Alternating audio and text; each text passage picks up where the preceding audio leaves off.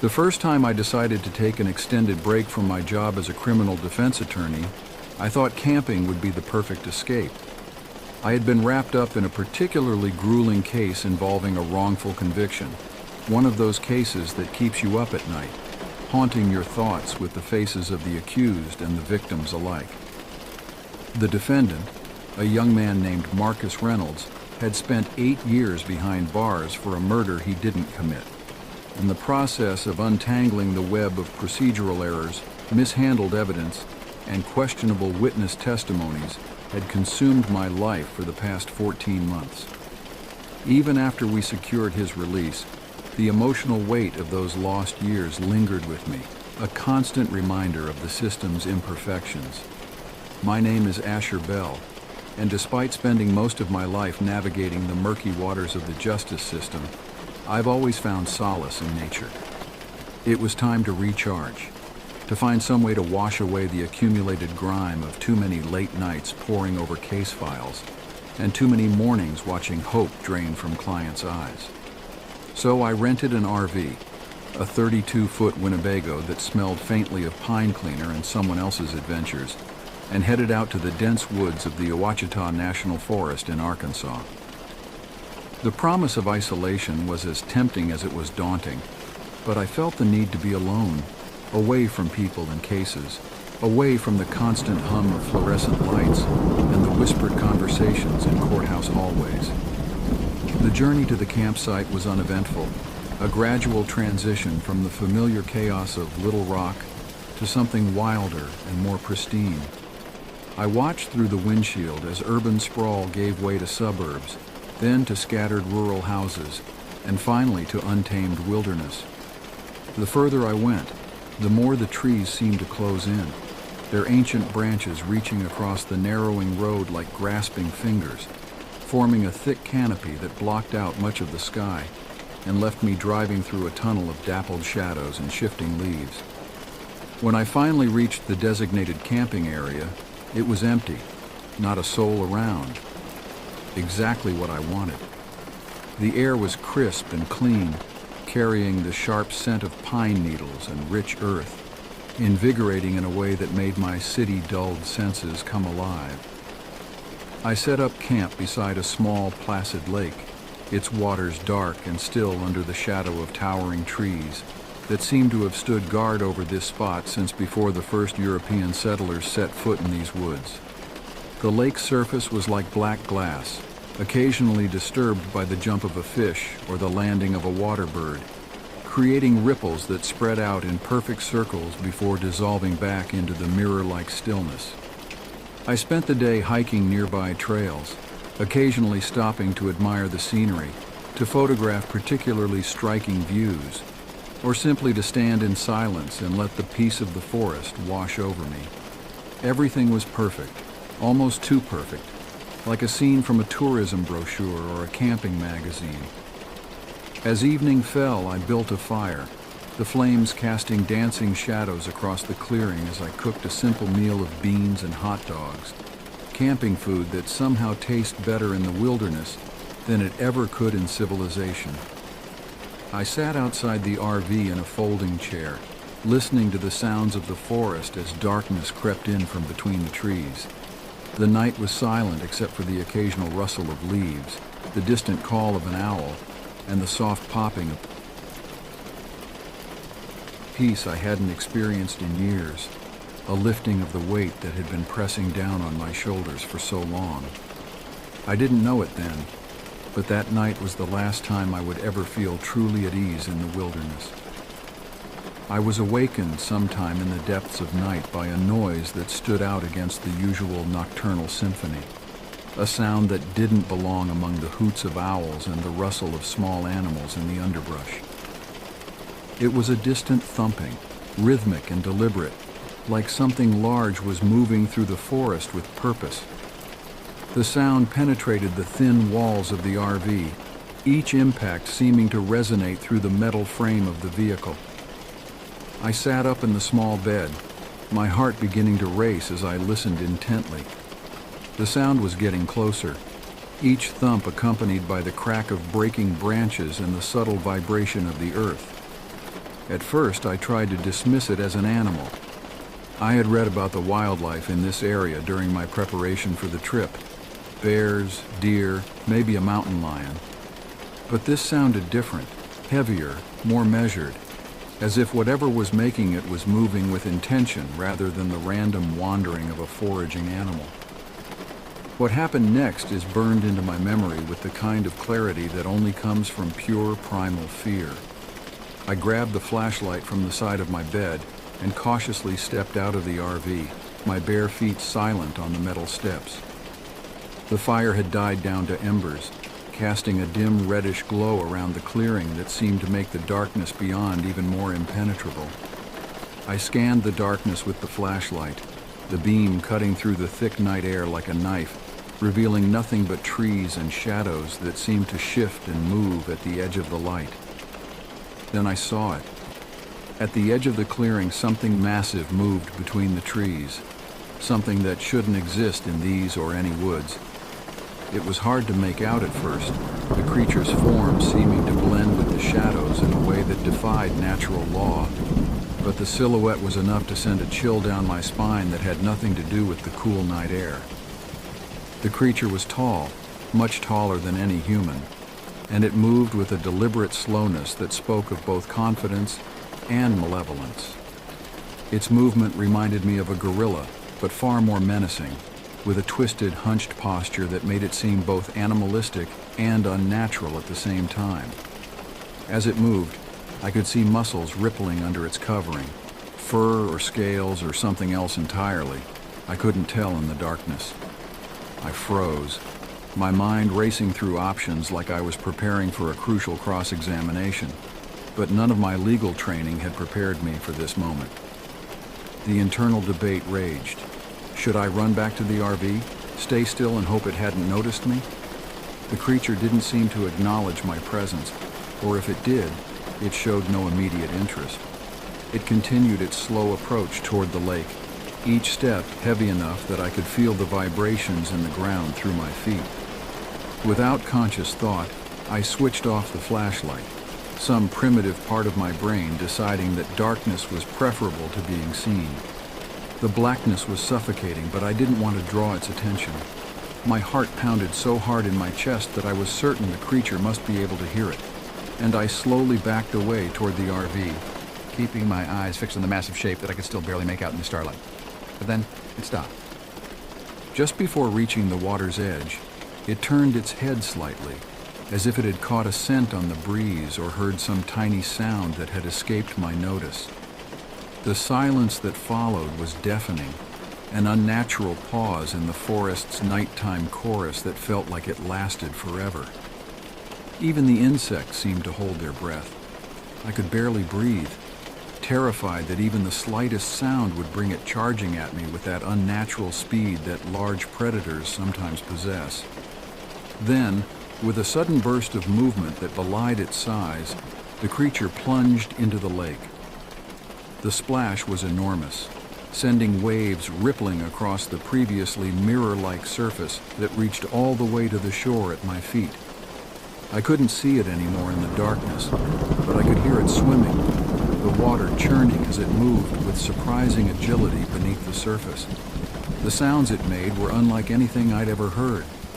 Not the splash of a fish or the paddle of a deer crossing the water, but something altogether alien.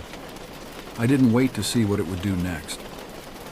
I sprinted back to the RV, my feet barely touching the ground, slammed the door shut, and locked it, though I doubted a simple lock would stop whatever that thing was if it decided to come after me.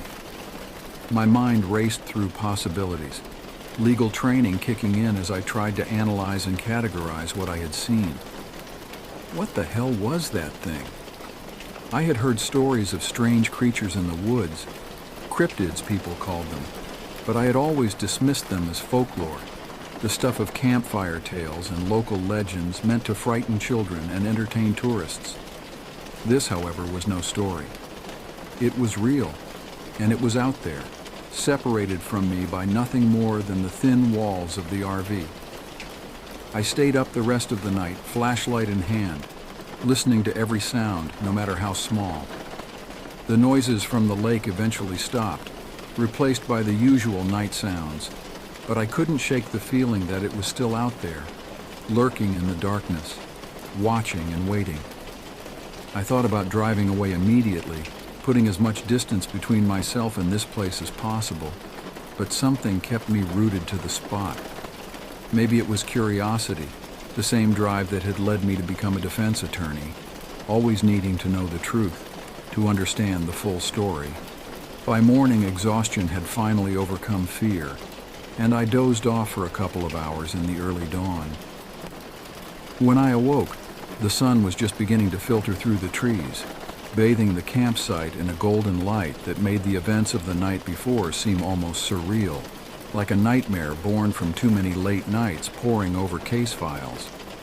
But as I stepped out of the RV, my legs still shaky from the night's ordeal, I saw the evidence, and if years of legal work had taught me anything, it was how to recognize evidence when I saw it. The ground near the lake was torn up, great furrows carved into the earth as if something massive had dragged itself from the water. Large, deep prints were embedded in the soft soil, each one filled with stagnant water that glimmered in the morning light. I knelt down to examine them, my prosecutor's instincts kicking in.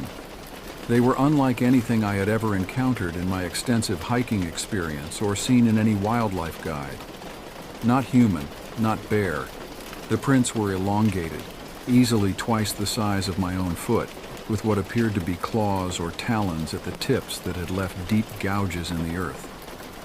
The pattern of movement suggested something that walked on two legs, but occasionally dropped to all fours, like a primate but vastly larger.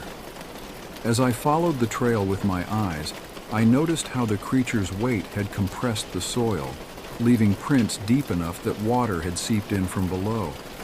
Whatever this thing was, it was massive and, judging by those claws, dangerously well equipped for hunting. I considered packing up and leaving right then, following my instincts for self-preservation that had served me well in countless tense courtroom situations. But something gnawed at me, the same compulsion that had driven me to take on seemingly impossible cases, to dig deeper when others would have given up. What if this creature came back? What if it had been hunting something, or someone else? Or worse, what if it was hunting me specifically? The thought sent a chill down my spine despite the warming morning air. In all my years of defending others, I had never felt so vulnerable, so utterly unprepared for what I might be facing. Despite the fear gnawing at my gut like a physical presence, I decided to stay one more night. The lawyer in me needed to understand what I was dealing with, to gather more evidence, to make sense of something that seemed to defy all rational explanation. I spent the day exploring the area around the lake, keeping my distance from the water's edge but searching for any other signs of the creature. I found more tracks leading deeper into the woods, following a pattern that suggested regular movement between the lake and somewhere in the forest's depths. I didn't dare follow them. Even my curiosity had its limits, but I photographed everything with my phone, though I knew the images would never fully capture the scale of what I had seen. As dusk approached, I prepared myself more thoroughly than the night before. I built a larger fire, positioning it to cast light over a wider area, and kept the RV door slightly ajar for a quick escape if necessary. I moved my rental car closer to the RV, pointing it toward the access road, keys in the ignition. My hands shook slightly as I checked and rechecked the shotgun, loading it with shells that suddenly seemed inadequate for whatever might emerge from those woods. My nerves were frayed, but I was determined to see this through. Whatever was out there, I needed to confront it, or at least get a better look. The kind of look that would let me describe it in detail that would hold up under cross-examination if I ever found myself in a position to tell this story. The night came on quickly, the darkness seeming thicker than before, more oppressive.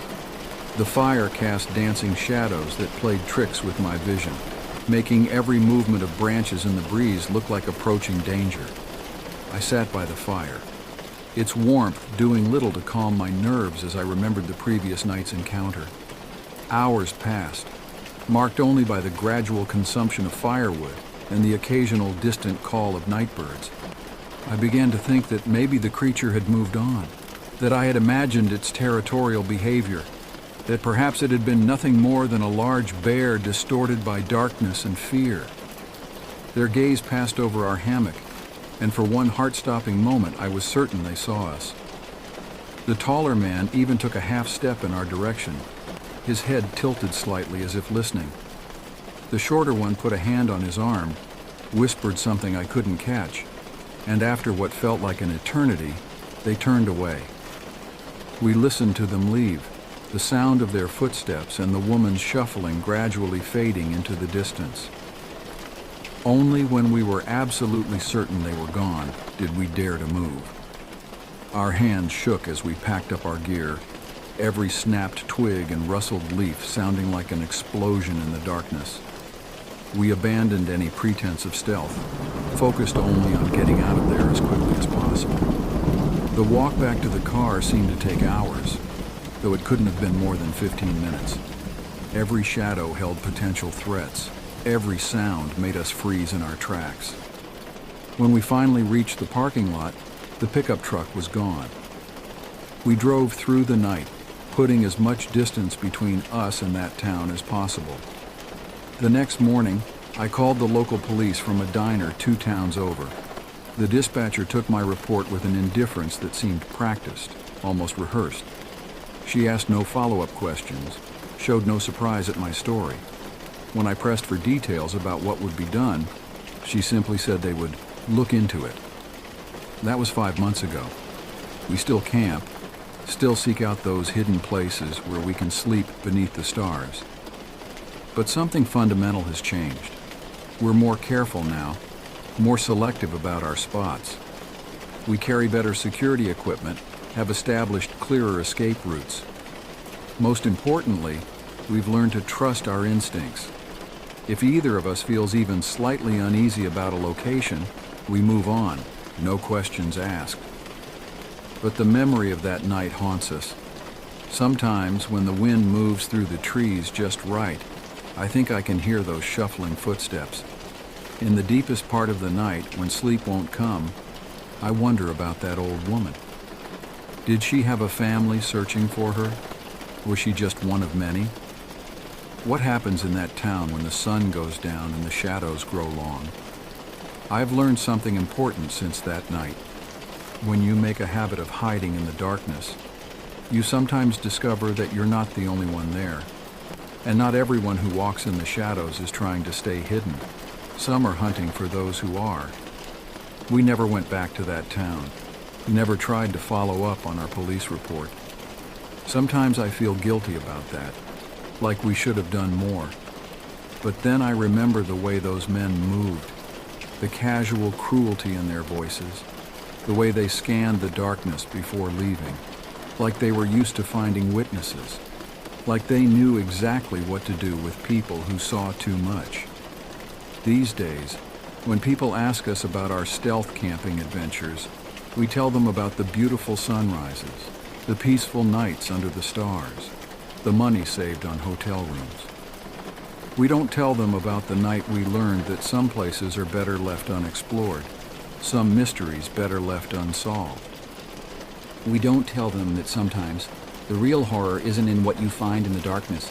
It's in knowing that the darkness has found you.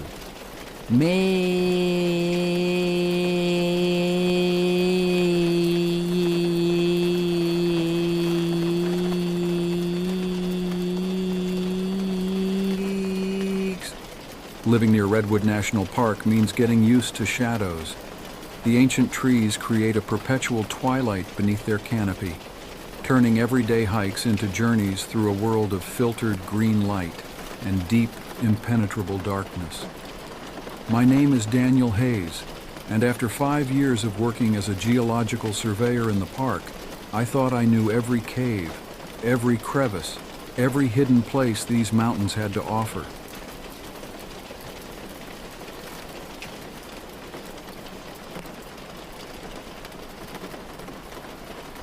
I was always more comfortable in the silence of the forest than in the noise of the city. My name's Jed Larkin, and I've been a park ranger for 10 years at Gaskin Wilderness in northern Minnesota. It wasn't my childhood dream. That was being a mechanic like my father. But life had other plans after he died in a car crash that left me miraculously unscathed. That survivor's guilt pushed me away from the garage and into the wilderness, where the silence helped quiet my mind. Gaskin isn't your typical tourist destination. While places like the Boundary Waters draw crowds, we're the forgotten cousin. All jagged cliffs, dense undergrowth, and hidden lakes that most maps don't even bother naming. The isolation suits me fine, or at least it did until that day in late October when everything changed. The morning started routinely enough. I was doing my usual patrol, checking for trail hazards after the previous night's storm. The air was crisp, carrying that distinct autumn smell of decaying leaves and damp earth. I'd been at it for about 4 hours, logging fallen branches and minor washouts, when I came across something that made me stop dead in my tracks. A massive white pine, easily 100 years old, had been snapped like a toothpick about 10 feet up its trunk. At first I assumed storm damage, but something wasn't right. The break was too clean, too deliberate. I've seen what lightning does to trees. This wasn't it. The trunk bore deep gouges, almost like finger marks, as if something had simply reached up and twisted. I pulled out my phone to document it, noting the fresh sap still oozing from the splintered wood. Whatever had done this couldn't have been more than a few hours ago. As I studied the damage, my radio crackled to life. "Jed, you copy?" It was Travis, another ranger stationed at the southern outpost. "Go ahead. Got some campers reporting strange noises near Copper Lake. Mind checking it out? I'm tied up with a missing person case down here." My stomach tightened at the mention of Copper Lake. It was one of our most remote spots, tucked away in a steep ravine with only one access trail. Perfect place for something to hide. "Yeah, I'll head that way.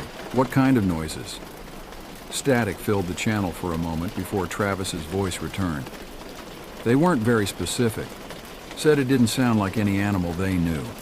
Made them pack up and leave in the middle of the night. "Copy that. I'm about 4 miles south. I'll radio when I get there." As I hiked north, the forest felt different.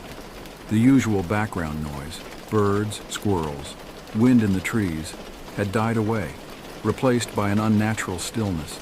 The air grew thick and humid, despite the October chill. Every step felt wrong, like I was walking into something I shouldn't. The first sign of trouble came about half a mile from the lake. A set of tracks crossed the trail, deep impressions in the mud that made me question everything I knew about local wildlife. They were roughly wolf-like in shape, but massively oversized and spaced oddly, as if whatever made them had been walking on 2 legs. I photographed them, placing my GPS unit next to the prints for scale. The smell hit me next, a nauseating mix of rotting meat and something else, something chemical and wrong. It grew stronger as I approached the lake until I had to pull my shirt over my nose to keep from gagging. What I found at the shoreline still haunts my dreams. A white-tailed deer lay half-submerged in the shallow water. But lay isn't really the right word. It had been torn apart, its body cavity splayed open with surgical precision. Internal organs were missing, and long strips of flesh hung from its frame like twisted ribbons. But it wasn't just the violence of the kill that disturbed me. It was the methodical nature of it. This wasn't predation for food. This was examination. I knelt to study the tracks around the carcass, my hands shaking as I took more photos. The prints were even clearer here in the lake mud. Massive, deep impressions with distinct claw marks that looked more like a raptor's talons than anything native to Minnesota. They formed a circular pattern around the deer, as if whatever killed it had been studying its handiwork. The silence shattered with a sound I'll never forget. It started as a low rumble like distant thunder, but rose into something between a roar and a hiss, a sound that had no business existing in nature. It echoed off the ravine walls, making it impossible to pinpoint its source. I grabbed for my radio. "Travis, come in." Nothing but static. "Travis, this is Jed. I need backup at Copper Lake." The static crackled mockingly in response. That's when I saw it. Movement on the far shore, partially obscured by the morning mist. Something massive was moving through the trees with impossible grace for its size. I caught glimpses through the fog. A dark shape, easily 8 feet tall when hunched, with a long muscular body covered in patches of matted fur and what looked like scales. The creature moved with unnatural speed, its massive form weaving through the trees as if they were mere obstacles in a child's playground. I ran, my boots pounding against the leaf-strewn ground, each impact jarring through my bones. The weight of my pack suddenly felt like an anchor, but I didn't dare stop to shed it. Behind me, branches snapped like gunshots.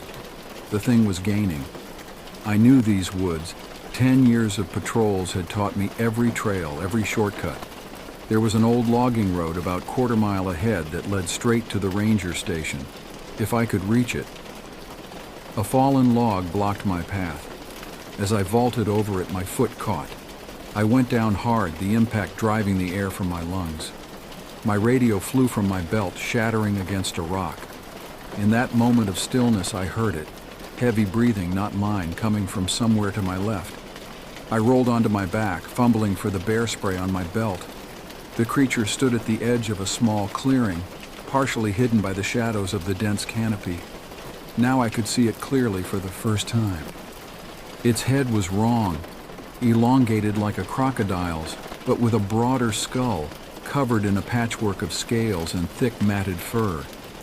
The eyes were the worst part, intelligent, calculating, with vertical pupils that fixed on me with predatory focus. Its arms hung almost to the ground, ending in massive claws that looked capable of shearing through steel. But it was the way it moved that truly terrified me. There was a fluidity to its motions that suggested not just raw power, but precise control. This wasn't some mindless beast. There was intention behind those eyes, purpose in the way it studied me. For what felt like an eternity, we stayed locked in that tableau, me on my back, it watching from the shadows. Then it did something that froze the blood in my veins.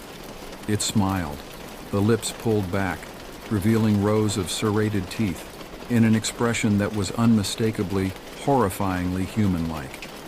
A low sound emanated from its throat, not a growl, but something closer to a chuckle. I scrambled backward, my hand closing around a thick branch. The creature took a step forward, its massive foot leaving another one of those impossible prints in the soft earth. I raised the branch like a club, knowing how futile it would be against something this size. That's when the forest erupted with sound, engines, voices, radios crackling. Search parties. The creature's head snapped toward the noise, nostrils flaring. For a moment I thought it would charge, but instead it retreated into the shadows with that same impossible grace, leaving nothing but broken branches and those massive tracks as evidence it had ever existed. I lay there until Travis found me, my hands still gripping the branch so tight my knuckles were white. The investigation that followed raised more questions than answers. The deer carcass was documented, the tracks photographed and cast in plaster. Wildlife experts were consulted, theories were proposed and dismissed. Some suggested an escaped exotic animal. Others blamed mass hysteria when more sightings were reported in the following weeks. But I knew what I had seen, the way it moved, the intelligence in its eyes, that terrible smile. This was something else entirely, something that shouldn't exist in our world but did. The Parks Department kept the incident quiet, citing ongoing investigation. Copper Lake was temporarily closed for trail maintenance. A few weeks later, a team of researchers showed up, not the usual wildlife biologists, but serious-looking people in unmarked vehicles who asked very specific questions about the creature's behavior patterns. They stayed for a month, setting up camera traps and collecting samples. I never saw their findings, but I noticed their hands shook when they packed up their equipment. One of them, an older woman with steel gray hair, pulled me aside before they left. "You're not crazy," she said quietly, glancing over her shoulder. "We've seen something similar in other remote areas.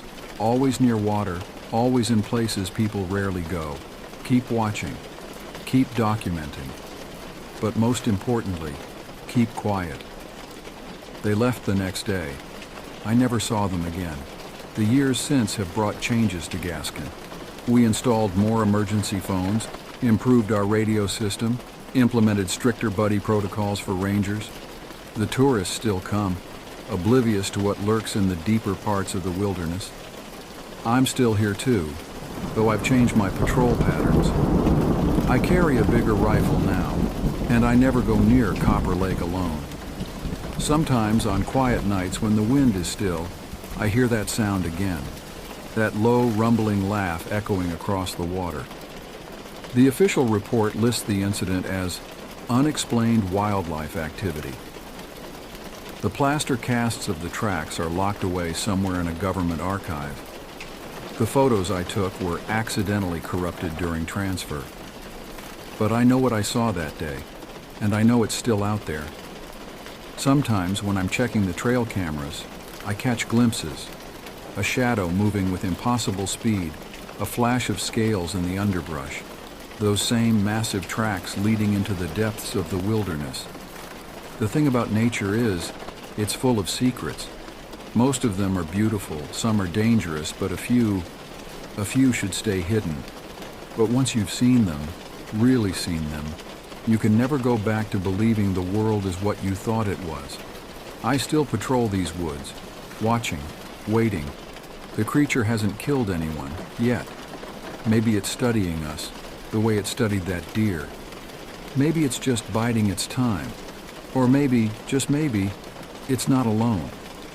Every morning I check the reports from the trail cameras. Every afternoon I walk my routes, my hand never far from my rifle. And every night I listen to the sounds of the forest, trying to distinguish the natural from the other. Because that's the thing about Gaskin Wilderness.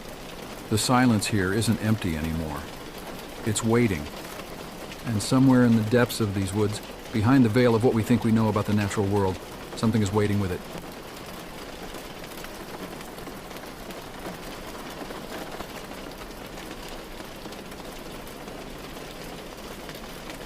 I've always hated the smell of pine trees, not because they smell bad, quite the opposite. They're too clean, too fresh, almost antiseptic. It's a smell that gets in your head and sticks like glue, masking everything else until you can't trust your own senses anymore. I work as a park ranger in the northernmost corner of Washington, near the Canadian border. Most people haven't heard of my station, just a handful of old cabins and trails that rarely see much traffic. My name's Clint, and I ended up here more by accident than design. After my Army stint left me directionless and isolated, ranger work seemed like it might offer some peace. Instead, it just offered loneliness. The forest plays tricks on you when you're alone too long. The shadows stretch in ways they shouldn't. Sounds echo wrong. And sometimes, just sometimes, you catch glimpses of things that shouldn't exist at all. It was early October when the first missing person report came in. Lauren Shingley, 32, had vanished from a campsite near Moose Creek 2 days prior. Her boyfriend Rick said they'd had an argument, and she'd stormed off alone. Never a good sign in these woods. When I interviewed him at the trailhead, his hands wouldn't stop shaking. She just walked away, he kept saying, voice cracking. I thought she'd come back once she cooled off. She always comes back. 2 days without supplies in these mountains is practically a death sentence. The nights drop well below freezing this time of year, and the terrain is treacherous, even for experienced hikers. I gathered my gear at first light: emergency medical supplies, GPS, radio, rifle, and enough provisions for 3 days. Standard search and rescue protocol. The morning was unnaturally still as I set out.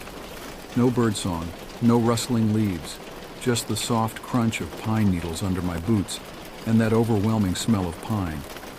I radioed in my position every hour, methodically sweeping the area in expanding circles from the campsite.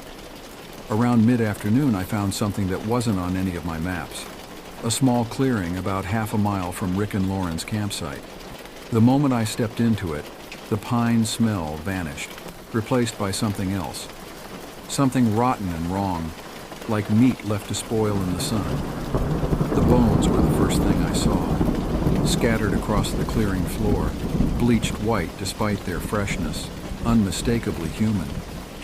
Beside them lay a shredded backpack, its fabric torn to ribbons and stained dark with dried blood. The bones were too large to be Lauren's. Male, I guessed, and recent. Very recent. The rustling behind me was deliberate, heavy. I turned slowly, hand moving to the hunting knife at my belt. My rifle might as well have been miles away, slung uselessly across my back. The forest had gone completely silent, that terrible stillness that comes when prey realizes the predator is already too close. What stepped into the clearing wasn't a bear, though that was my first wild thought. It stood nearly 7 feet tall with matted fur and hunched shoulders, but everything else about it was wrong. Its face was more like a pit bull's than a bear's, with massive jaws and teeth that seemed too numerous, too sharp. Its legs were wrong too long, too straight, built for walking upright rather than on all fours. The creature moved like it was still learning how to use its own body, each motion slightly off rhythm, slightly wrong. It sniffed the air, massive chest expanding, and I could see intelligence in its eyes. Not animal cunning, but something else. Something that shouldn't exist. Its claws caught the filtered sunlight. Curved hooks longer than my fingers, thick as railroad spikes. It took another step forward, testing, assessing. I kept my eyes locked on it, fighting every instinct screaming at me to run. Running from predators only triggers their chase response. But when it lunged for the bones, crunching down on a femur like a dog with a favorite toy, I broke. I ran. Blind panic took over and I just ran, crashing through underbrush, branches whipping my face. My radio was gone, probably dropped in the clearing. I ran until my lungs were on fire, until spots danced in my vision, and finally collapsed behind a fallen tree. Hours passed. The sun crept lower, shadows lengthening across the forest floor. That clean pine smell was back, but now it seemed mocking, a facade hiding something darker.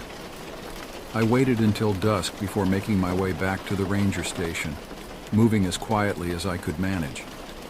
The station felt like a paper fortress, thin walls, too many windows. I grabbed the flare gun from the emergency kit, loaded it, and tried to think. The creature was still out there. I just didn't know where or what it wanted, or why it hadn't followed me. 3 sharp knocks at the door made me jump. Not the heavy impacts I'd expect from the creature, but deliberate, human.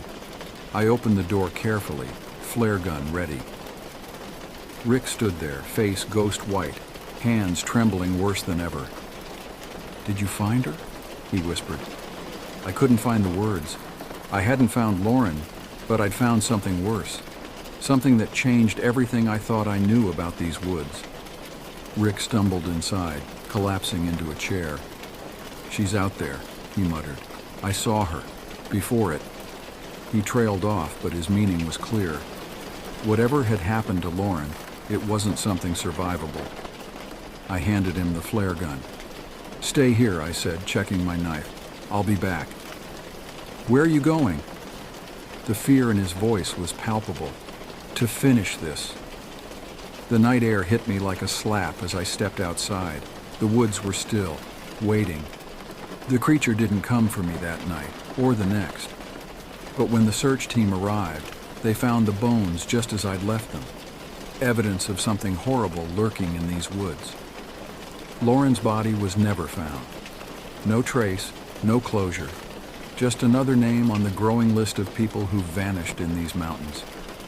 But I know, and Rick knows, and so do the bones bleaching in the sun. There's something out there. It doesn't vanish, and it doesn't forget. The search for Lauren officially ended after 2 weeks. The police filed their reports, the volunteers went home, and life was supposed to return to normal, but I couldn't let it go. Those bones in the clearing haunted me, and the creature's eyes, too intelligent, too aware, visited my dreams every night. I started digging through old records in the station's archives. Yellowed reports dating back to the 1950s told similar stories. Hikers vanishing without trace, strange sounds in the night, unexplained tracks in the snow. The loggers who first worked these woods had stories too, passed down through generations about something that stalked the deep forest, something that walked like a man but wasn't one.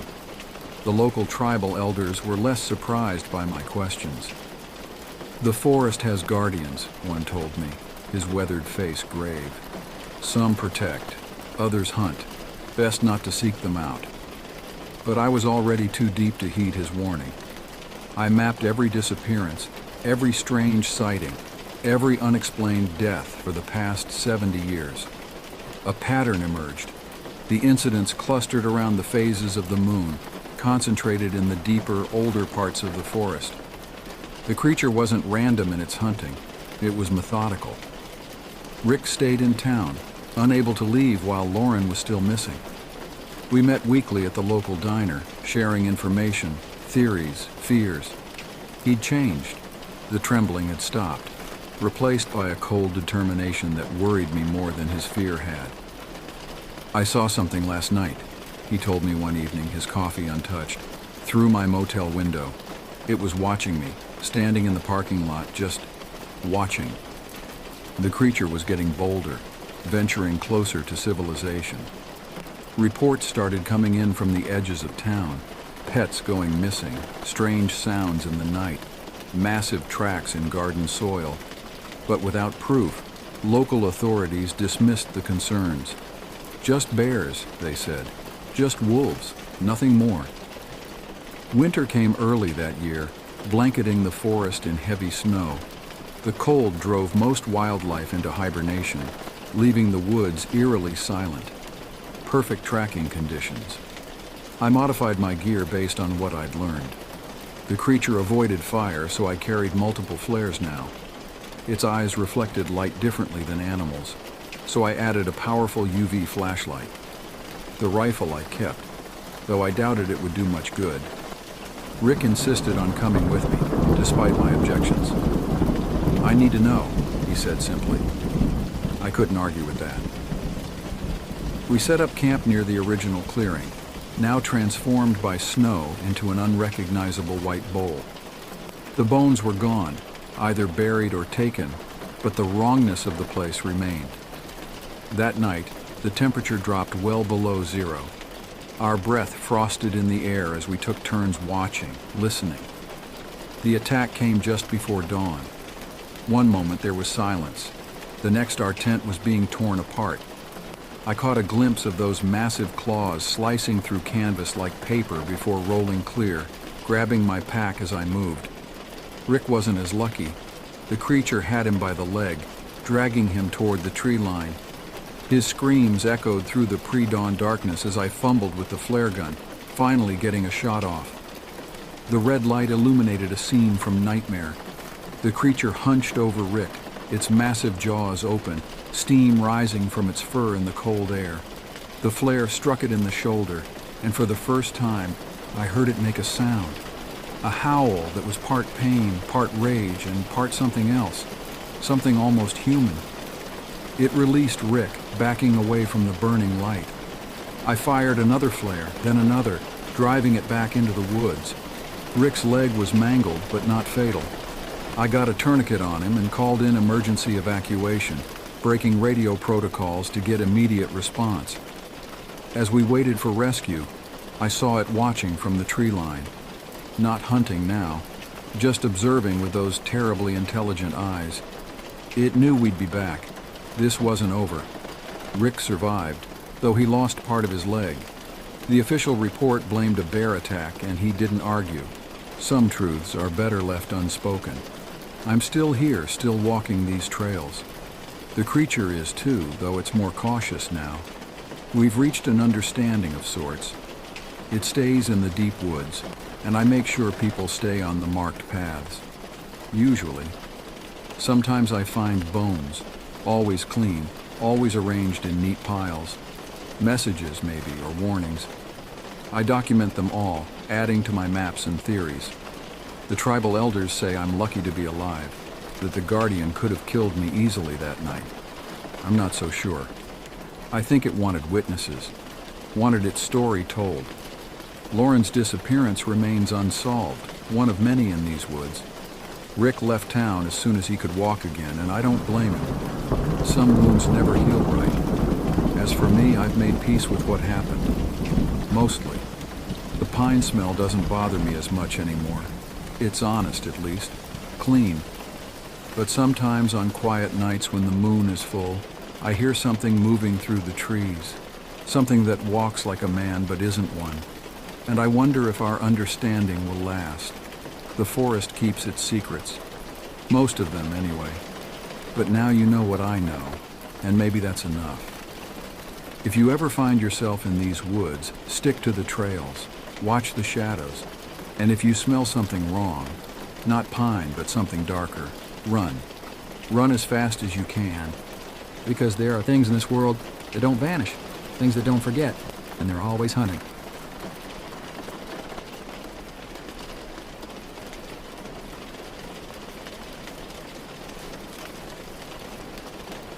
As we drove back into town, the silence in the car was oppressive. Tully's knuckles were white on the steering wheel, and I could see a bead of sweat trickling down his temple despite the cool night air.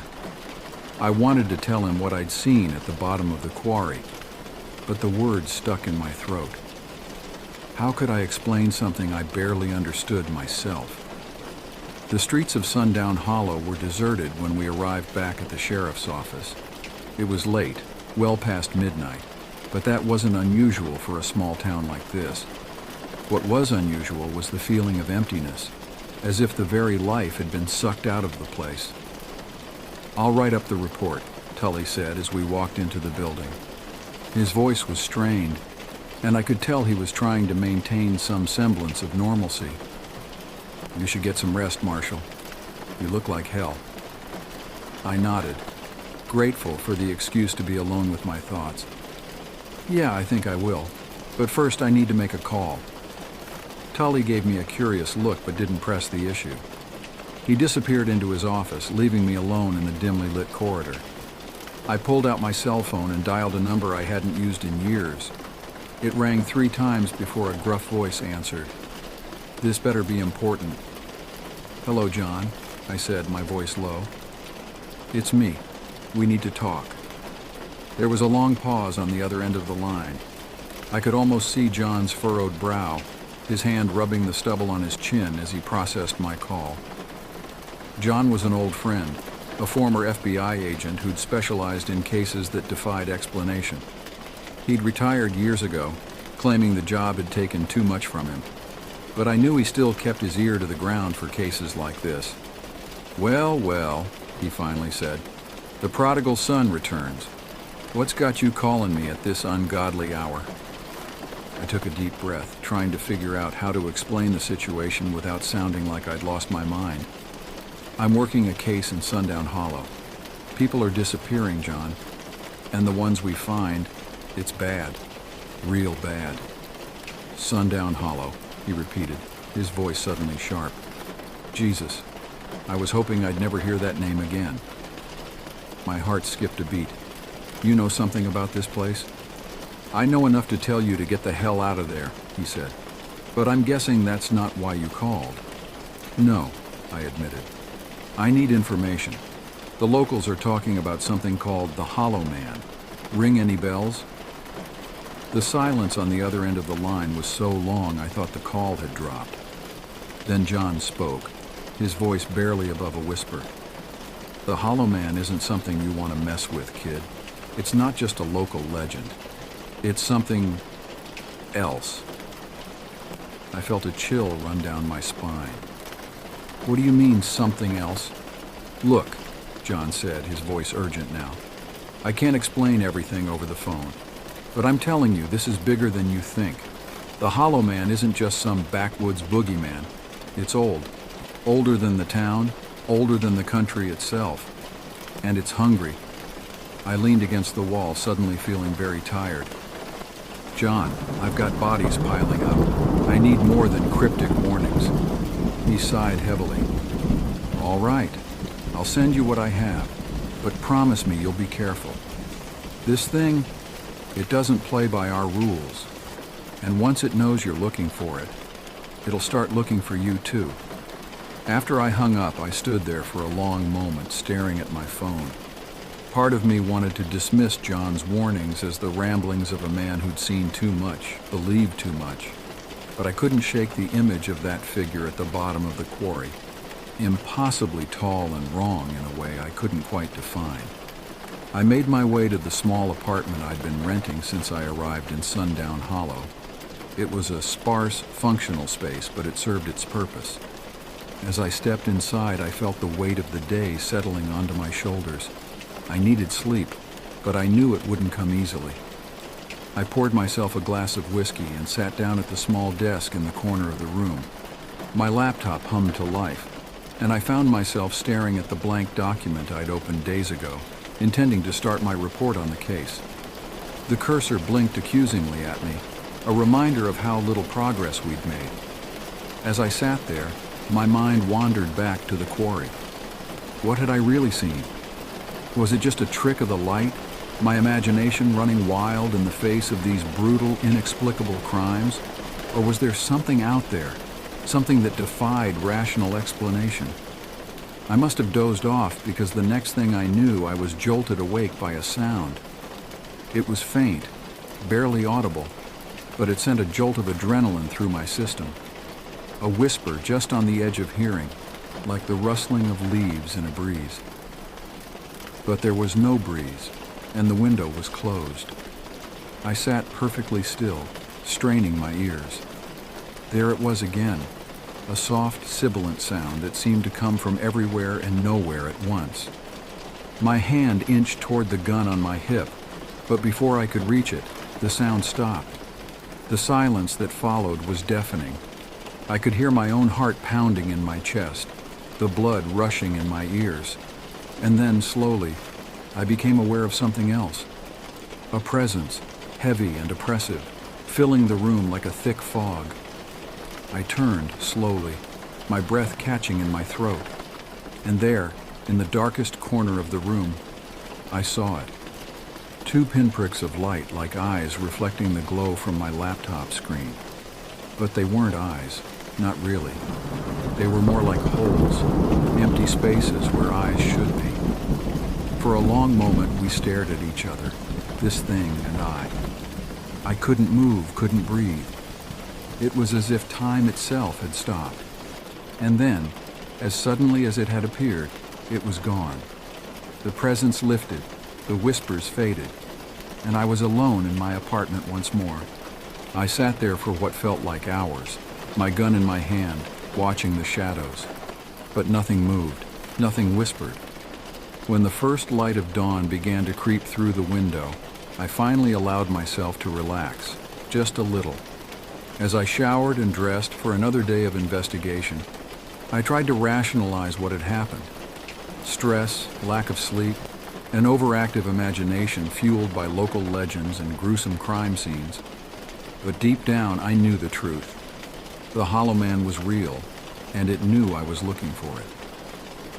I arrived at the sheriff's office earlier than usual, my nerves still on edge from the night before. Tully was already there, his eyes bloodshot and his shirt rumpled like he'd slept in it. He looked up as I entered, and I could see the question in his eyes before he even asked it. "Any progress?" I said, heading him off. He shook his head. "Nothing new, but..." He hesitated, glancing around as if afraid someone might overhear. "I've been thinking about what you said yesterday, about hearing something at the quarry." I tensed, remembering the whispers from the night before. "What about it?" Tully leaned in close, his voice barely above a whisper. "I didn't want to say anything then, but I heard it too. Not at the quarry, but later. When I was alone in my car, it was like someone was calling my name but not out loud. In my head. A chill ran down my spine. "What did you do?" He shrugged, trying to appear nonchalant but failing miserably. "Nothing. I mean, what could I do? I just drove home. Fast. But I couldn't shake the feeling that something was following me." I nodded, understanding all too well. "Listen, Mark, I think we need to approach this case from a different angle. The usual methods aren't getting us anywhere." "What do you mean?" I hesitated, knowing how it would sound. "I've got a contact, someone who might be able to shed some light on unusual cases like this. He's sending me some information.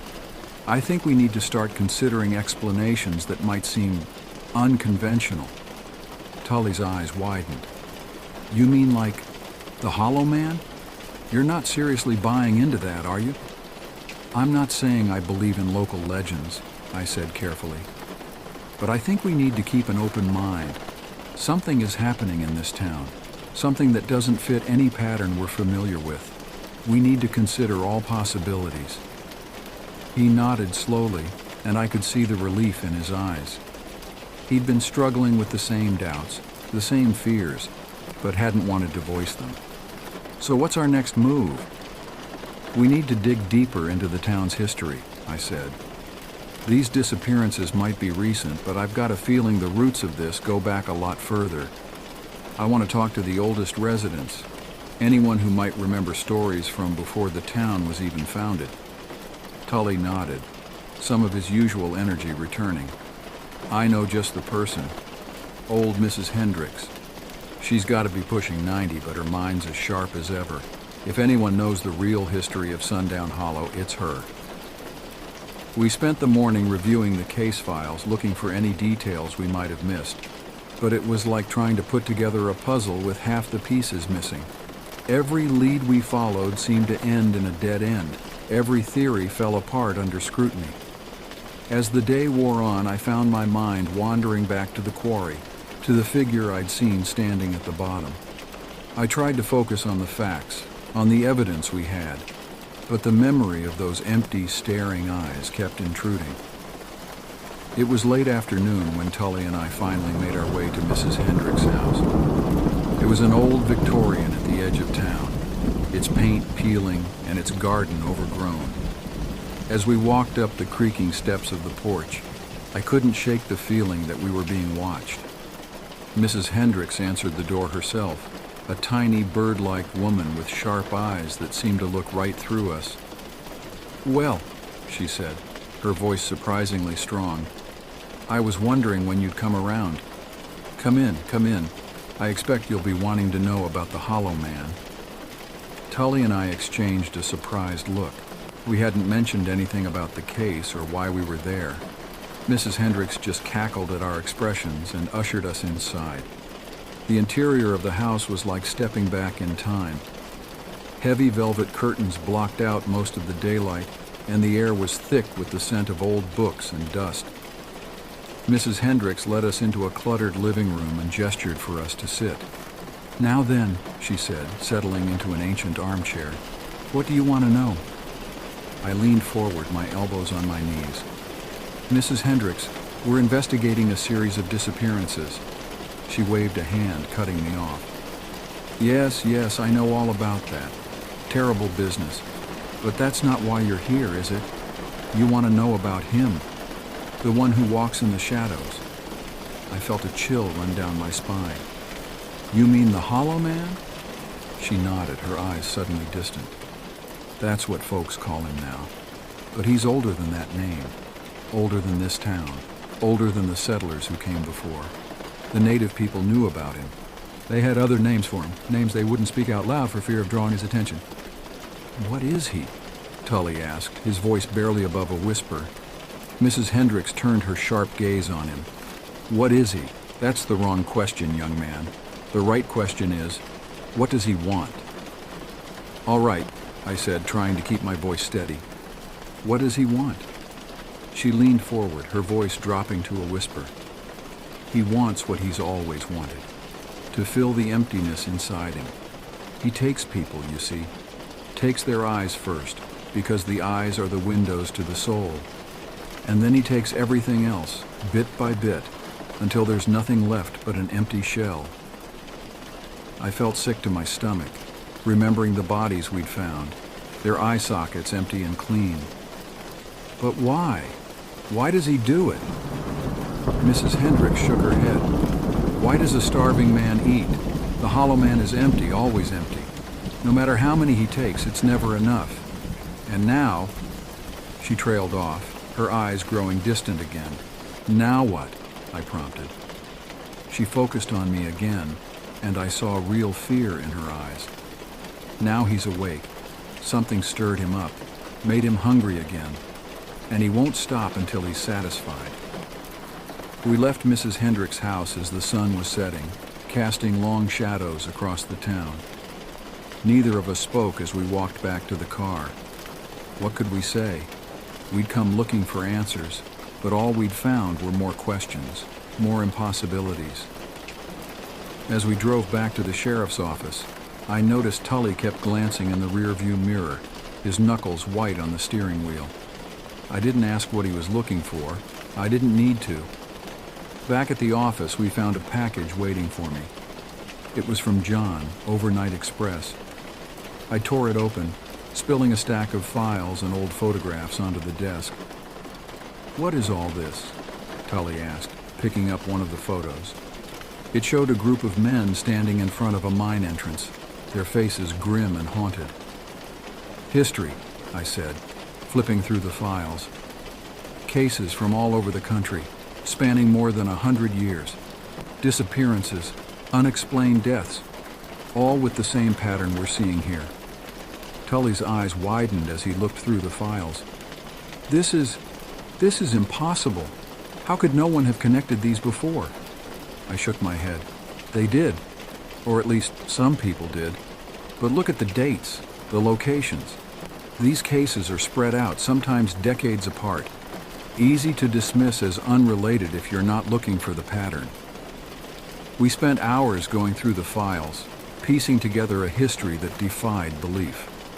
The Hollow Man, or whatever it was, had been active for far longer than we'd imagined, and always the same pattern: a series of disappearances, mutilated bodies found in remote areas, and then nothing. Sometimes for years, sometimes for decades. As the night wore on, I found myself staring at a map we'd pinned to the wall, tracking the locations of all the cases. There was no clear pattern to the Hollow Man's movements, no way to predict where he might appear next. But one thing was clear: Sundown Hollow was at the center of it all. This was where it always came back to, no matter how far it roamed. "We need to stop it," Tully said, his voice hoarse from hours of talking. "But how do you fight something like this? It's not human. It might not even be alive, not in any way we understand." I rubbed my eyes, feeling the weight of exhaustion pressing down on me. "I don't know, but we have to try. People are dying, and it's our job to protect them." As if in response to my words, the phone on the desk rang, startling us both. Tully answered it, his face growing pale as he listened. When he hung up, he looked at me with dread in his eyes. "There's been another disappearance," he said. "A kid this time. Went out to the quarry on a dare and never came back." I felt a surge of anger and frustration. We'd been so focused on understanding what we were dealing with that we'd forgotten the most important thing. There were still people out there, vulnerable and unaware of the danger. "We need to go," I said, grabbing my coat. "Now." The quarry was even more ominous at night. Our flashlights barely seemed to penetrate the darkness, and the walls of rock loomed over us like silent sentinels. We split up to cover more ground, keeping in constant radio contact. I was near the edge of the pit when I heard it again. That whisper, just on the edge of hearing. But this time it wasn't my name it was calling. It was Tully's. "Mark!" I shouted into my radio. "Mark, where are you?" There was no response, just static, and underneath it that soft, insistent whisper. I ran, my heart pounding in my chest. The beam of my flashlight bounced wildly off the rocks as I searched frantically for any sign of Tully. The whispers grew louder, more insistent, seeming to come from everywhere at once. "Mark!" I shouted again, my voice echoing off the quarry walls. "Answer me, damn it!" And then I saw him. He was standing at the edge of the pit, his back to me, staring down into the darkness below. Relief flooded through me, but it was short-lived. As I got closer, I realized something was wrong. Tully was too still, too rigid. "Mark?" I said softly, approaching him slowly. Are you all right? He turned, and I felt my blood run cold. His eyes were wide, unseeing, and there was a look of pure terror frozen on his face. But it was his voice that chilled me to the bone. "He's here," Tully whispered. But it wasn't Tully's voice coming from his mouth. It was older, deeper, filled with a hunger that made my skin crawl. "He's always been here." I reached for my gun, but before I could draw it, Tully lunged at me. We grappled at the edge of the pit, and I could feel an inhuman strength in his grip. This wasn't Tully anymore. Something else was controlling him, using him like a puppet. As we struggled, I caught a glimpse of movement in the darkness behind Tully. A figure, impossibly tall and thin, with limbs that seemed too long for its body. And its eyes. God, its eyes were just empty sockets, black holes that seemed to draw in all light. The Hollow Man had found us. In that moment of distraction, Tully, or whatever was controlling him, got the upper hand. I felt myself being pushed backward, my feet slipping on the loose gravel at the edge of the pit. Time seemed to slow down as I teetered on the brink, looking into Tully's vacant eyes and seeing the reflection of the Hollow Man in them. And then, I was falling. The world spun around me as I plummeted into the darkness. I braced myself for impact, knowing that a fall from this height would likely be fatal. But the impact never came. Instead, I felt myself slowing down, as if the very air was thickening around me, cushioning my fall. I landed softly on the bottom of the quarry, disoriented and confused. It should have been pitch black down here, but there was a faint otherworldly glow emanating from the rocks themselves. And in that eerie light, I saw him. The Hollow Man stood before me, a being of shadow and hunger. Up close, I could see that his body wasn't solid at all, but a writhing mass of darkness that constantly shifted and changed. Where his eyes should have been, there were only deep, empty sockets that seemed to pull at my very soul. "What do you want?" I managed to choke out, my voice barely above a whisper. The Hollow Man tilted his head, regarding me with those empty sockets. When he spoke, it wasn't with words, but with a series of images and sensations that flooded my mind. I saw countless lives, countless souls, all consumed by this ancient, hungry being. I felt his emptiness, a void so vast and terrible that it threatened to swallow me whole. And I understood. The Hollow Man wasn't evil, not in any way we could comprehend. He was simply empty, a being of pure hunger driven by a need that could never be satisfied. As this realization washed over me, I felt something change. The air around us seemed to thicken even more, and the glow from the rocks intensified. The Hollow Man recoiled, as if in pain, and I felt a surge of something. Power? Understanding? I couldn't quite grasp it, but I knew that this was my chance. I reached out, not with my hands, but with my mind, my will. I pushed back against the hunger, the emptiness. I filled it with memories, with emotions, with the fullness of human experience. For a moment, just a moment, I saw a flicker of something in those empty sockets. Recognition? Regret? And then it was over. The Hollow Man vanished, not with a bang or a flash, but simply fading away like mist in the morning sun. The otherworldly glow faded, leaving me in darkness. I don't know how long I sat there at the bottom of the quarry. Eventually, I heard voices calling my name, saw flashlights sweeping the area above.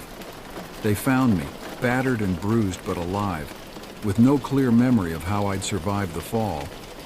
Tully was there too, shaken and confused but unharmed. He had no recollection of what had happened after we split up at the quarry. As far as he was concerned, he'd simply blacked out and woken up when the search party arrived. In the days that followed, as we wrapped up our investigation, I struggled to make sense of what had happened. The disappearances stopped. The bodies we'd found were given proper burials. Life in Sundown Hollow slowly began to return to normal. But I knew it wasn't over. The Hollow Man was still out there somewhere. Maybe I'd banished him for a time, or maybe he'd simply moved on to another hunting ground. Either way, I knew that this was bigger than just one case, one town. As I packed up my things preparing to leave Sundown Hollow, I received one last call from John. "I heard what happened," he said.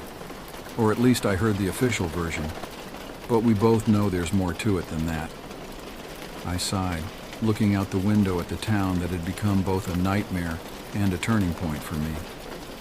"Yeah, there's a lot more to it." "You handled it well," John said. "Better than most would have. But you know this isn't the end, right? There are other things out there, other cases that don't fit into neat little boxes." I knew where this was going. "What are you saying, John?" "I'm saying that there's a place for people like you. People who've seen the things that lurk in the shadows and are willing to stand against them. If you're interested, I can put you in touch with some folks who could use your help." I thought about it for a long moment. Part of me wanted to walk away, to go back to my normal life and pretend that none of this had ever happened. But I knew that wasn't an option, not anymore. I'd seen behind the curtain, and there was no going back. "All right," I said finally, "I'm in." As I drove out of Sundown Hollow, watching the town recede in my rearview mirror, I couldn't shake the feeling that this was just the beginning. The Hollow Man was still out there, and who knew what other horrors lurked in the dark corners of the world. But for the first time since this all began, I didn't feel afraid. I felt ready. Whatever came next, whatever nightmares awaited in the shadows, I would face them. Because someone had to. Someone had to stand between the darkness and the light, between the hungry void and the fullness of human life. And for better or worse, that someone was me.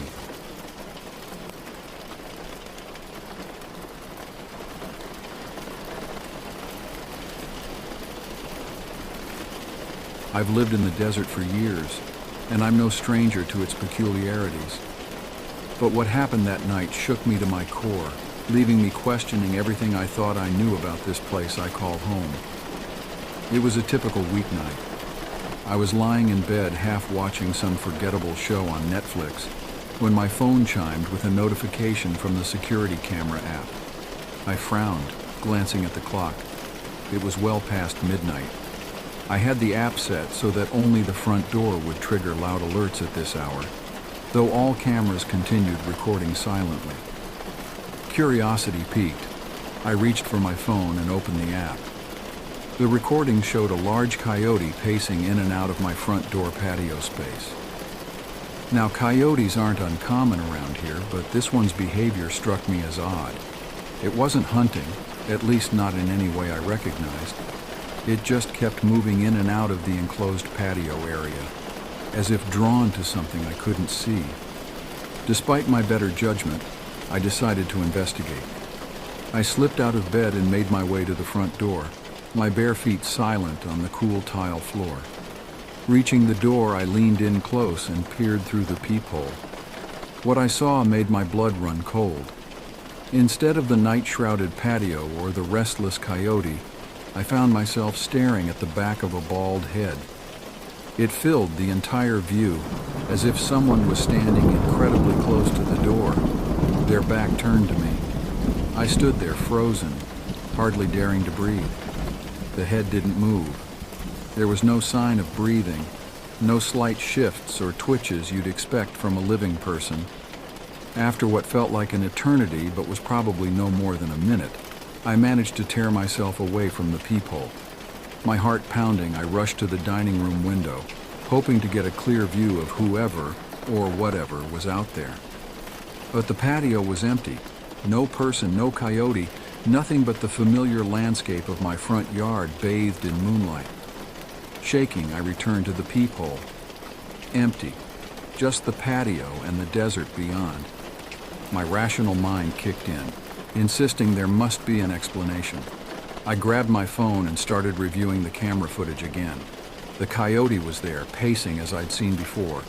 But after that, nothing. No one approaching the door, no one leaving. It was as if the bald figure I'd seen had never existed. I spent the rest of the night poring over the footage, checking and rechecking every camera angle. But there was nothing to find. According to my supposedly infallible security system, no one had approached my house that night, except for that restless coyote. In the harsh light of day, it's tempting to write off what I saw as a trick of the light, a half-awake hallucination brought on by too many late nights and too much Netflix. But I know what I saw. That bald head so close to my door is burned into my memory. I've lived in the desert long enough to know that it holds secrets. The locals have their stories, tales of skinwalkers and other stranger things that roam the night. I've always taken those stories with a grain of salt. But now I'm not so sure.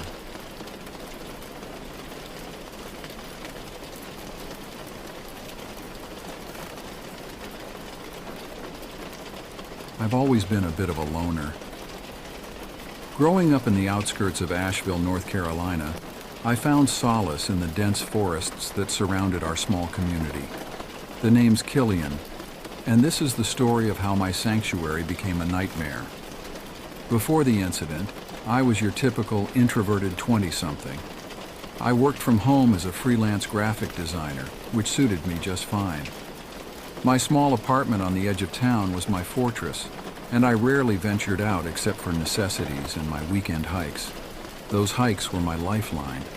Every Saturday morning, without fail, I'd lace up my boots, pack my bag, and head out to the sprawling network of trails that weaved through the Blue Ridge Mountains. The Pisgah National Forest was my playground, a vast expanse of wilderness where I could lose myself for hours. I remember the day everything changed like it was yesterday. It was early October, and the forest was a riot of color. The maples were burning red, the oaks a deep amber, and the air had that crisp, clean scent that only comes with autumn in the mountains. I woke before dawn as usual and prepared for my hike. A thermos of strong black coffee, a couple of energy bars, my first aid kit, and a bottle of water went into my pack. I hesitated for a moment before adding my dad's old hunting knife. He'd given it to me years ago, insisting I always carry it for protection. I'd always thought it was overkill, but something made me clip it to my belt that morning. The drive to my favorite trailhead took about 30 minutes. I watched the sun slowly crest the horizon, painting the sky in shades of pink and gold. By the time I pulled into the small gravel parking lot, the day was in full swing. There were already a couple of cars there, probably early bird hikers like myself. I nodded to a middle-aged couple suiting up nearby, but didn't engage in conversation. That wasn't my style. The trail started off easy, a well-maintained path that wound gently uphill through a mix of hardwoods and pines. The morning air was cool against my face, and I could feel the familiar burn in my calves as I settled into a steady rhythm. About an hour in, I reached a fork in the trail. To the right, the path continued its gradual ascent, eventually leading to a popular overlook. To the left, a narrower trail plunged deeper into the forest, promising solitude and challenge. I'd taken this route a few times before, but it had been a while. Without hesitation, I veered left. The change was almost immediate. The trail became rougher, roots and rocks jutting out at odd angles. The forest seemed to close in around me, the canopy overhead growing denser. Shafts of sunlight pierced through in places, creating a dappled effect on the forest floor. I lost track of time as I hiked, my mind wandering as it often did on these solitary treks. I thought about my latest design project, about the book I was reading, about nothing in particular. The rhythmic crunch of leaves under my boots and the occasional call of a bird high in the trees were the only sounds. It must have been close to noon when I reached the clearing. I knew this spot well, a natural break in the forest dominated by a massive oak tree. Its gnarled branches reached out in all directions, and its roots erupted from the ground like the tentacles of some ancient, dormant creature. I always paused here to catch my breath and have a snack. Today was no different. I shrugged off my backpack and settled at the base of the old oak, leaning back against its rough bark. As I munched on an energy bar, I closed my eyes and just listened. That's when I noticed it. Or rather, noticed the lack of it. Sound. The forest had gone eerily quiet. No bird song, no rustling leaves, not even the buzz of insects. It was as if someone had suddenly hit the mute button on the world. My eyes snapped open, and I felt a chill run down my spine that had nothing to do with the cool air. Something was wrong. Very wrong. I got to my feet slowly, my eyes scanning the tree line. The shadows between the trunks seemed deeper somehow, more menacing. My hand unconsciously went to the knife at my belt, thumb brushing over the worn handle. That's when I heard it. A low, rumbling growl that seemed to come from everywhere and nowhere at once. It was unlike anything I'd ever heard before. Not a bear, not a wolf, not any animal I could identify. It was deep, guttural, and unmistakably predatory. My heart began to race, and I could feel sweat beating on my forehead despite the chill in the air.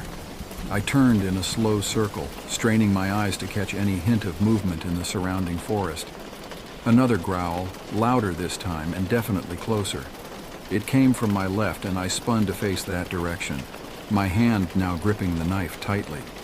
The trees and underbrush gave no hint of what lurked beyond, but I could feel eyes on me. Whatever it was watching me. I thought about running, but every survival instinct I had screamed that it would be a mistake. You don't run from predators. It only triggers their chase response. So I stood my ground, my breath coming in short, sharp gasps. The bushes to my left rustled, and I tensed, ready for... what? I had no idea what I was about to face, but I knew it wasn't good. It stepped into the clearing with a grace that belied its massive size. My mind reeled, trying to make sense of what I was seeing. It stood easily 8 feet tall, walking on 2 legs like a man. But that's where any resemblance to humanity ended. Its body was covered in thick, matted fur, a mottled gray-brown that would blend perfectly with the forest shadows. Powerful arms hung at its sides, ending in hands that were more like paws, tipped with wickedly curved claws. But it was the face that truly terrified me. Imagine a wolf's head, but larger, more angular. The muzzle was long and filled with teeth that would put a grizzly to bear shame. And the eyes. God, the eyes. They burned with an intelligence that was anything but animal. This creature was thinking, calculating, sizing me up. I'd heard the stories, of course. Everyone around here has. Tales of something lurking in the deepest parts of the forest. Something that walked like a man but hunted like a beast. They called it the Asheville werewolf, the Blue Ridge beast, a dozen other names. I'd always laughed them off as local folklore, campfire stories to scare tourists and kids. I wasn't laughing now. For what felt like an eternity, we stood there locked in a stalemate. Neither of us moved. I barely breathed. Part of my mind was screaming at me to run, to fight, to do something. But a deeper, more primal part knew that any sudden movement would trigger an attack. The creature's nostrils flared, and I realized it was scenting me. Its head tilted slightly to one side, almost quizzically. In that moment, I saw something in its eyes that chilled me even more than the initial shock of its appearance. Recognition. Not of me personally, but of what I was. This thing knew humans. It had encountered them before. Slowly, so slowly, I began to edge backwards. My eyes never left the creature, and I tried to project an aura of calm I absolutely did not feel. 1 step, 2 steps, 3. My foot came down on a fallen branch, and the crack of it splitting under my weight was like a gunshot in the silent clearing. The creature's ears pricked forward, and a low growl rumbled from its chest. Time seemed to slow down. I saw its muscles bunch, preparing to spring. In that split second, I made a decision that probably saved my life. I didn't run. Instead, I charged. With a yell that was equal parts terror and desperation, I rushed forward, my knife held out in front of me. The move caught the creature off guard. It had clearly been expecting me to flee, not attack. Its hesitation gave me the opening I needed. I slashed wildly with the knife as I barreled past the beast. I felt resistance and heard a howl of pain and rage. I didn't look back to see if I'd done any real damage. I just ran. I crashed through the underbrush, all thoughts of the trail forgotten. Branches whipped at my face, thorns tore at my clothes, but I barely felt it. The only thing that mattered was putting distance between me and that thing. Behind me, I could hear it giving chase. The forest echoed with its howls and the sound of vegetation being torn apart as it pursued me.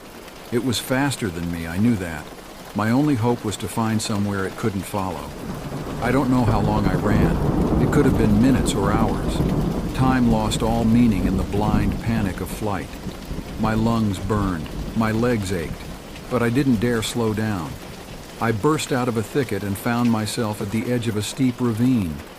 Far below, I could hear the rush of water, a river or large stream.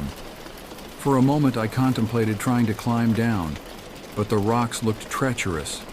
One slip and I'd fall to my death. The sounds of pursuit were getting closer. I had to make a decision, and fast. That's when I spotted it, a narrow crevice in the rock face to my right.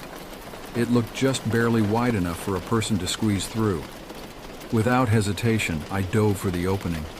It was a tight fit, and for one terrifying moment I thought I might get stuck. But with a final push, I slipped inside just as the creature burst into view. It let out a roar of frustration that shook the very rocks around me.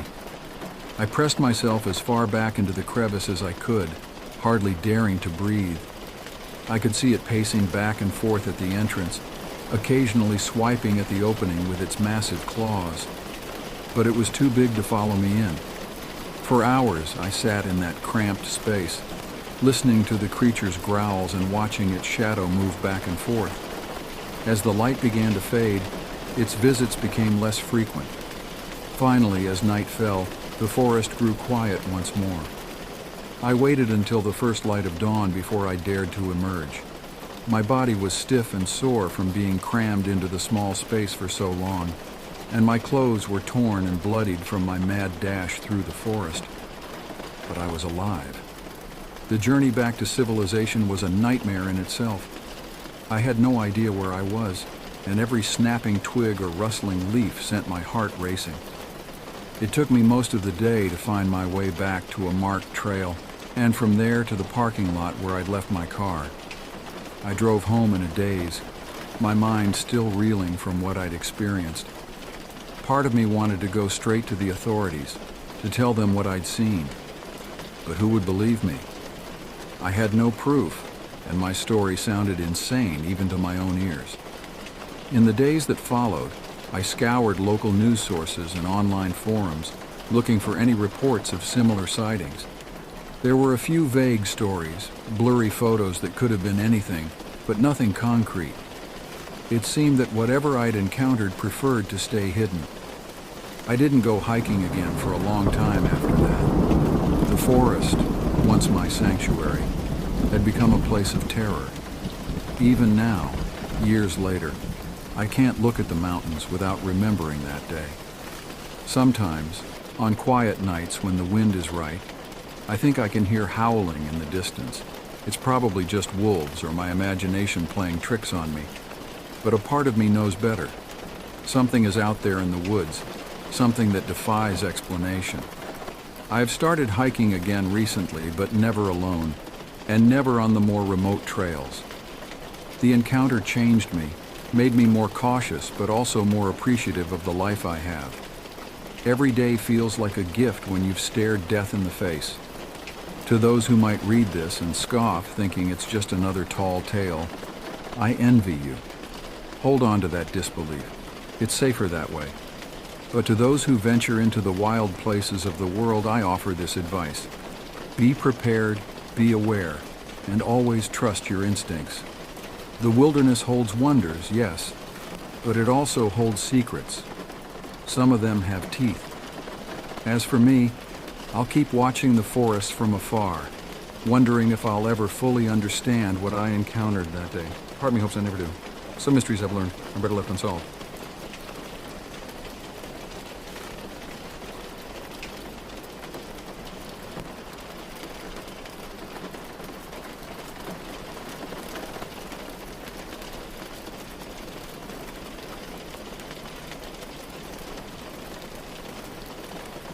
Growing up in Southern California, I was always aware of the unique geography that surrounded us. The Inland Empire, where I spent my childhood, sat about 60 to 90 miles east of Los Angeles, nestled near the foothills of the San Bernardino Mountains. It was a place of stark contrasts, where the urban sprawl of the city gave way to rugged wilderness within a matter of hours. One of the things you often hear about Southern California is that you can go surfing and skiing on the same day. While it sounds like an exaggeration, with light traffic, it's actually possible. This proximity to both ocean and mountains shaped my childhood in ways I'm still discovering. My father, whom I'll call Jack, was what you'd call a true mountain man. It's hard to overstate just how at home he was in the wilderness. The mountains weren't just a place he visited. They were an integral part of who he was. Throughout his life, he had spent countless hours exploring every nook and cranny of the local mountain ranges. He knew every back road, every service road, every trail like the back of his hand.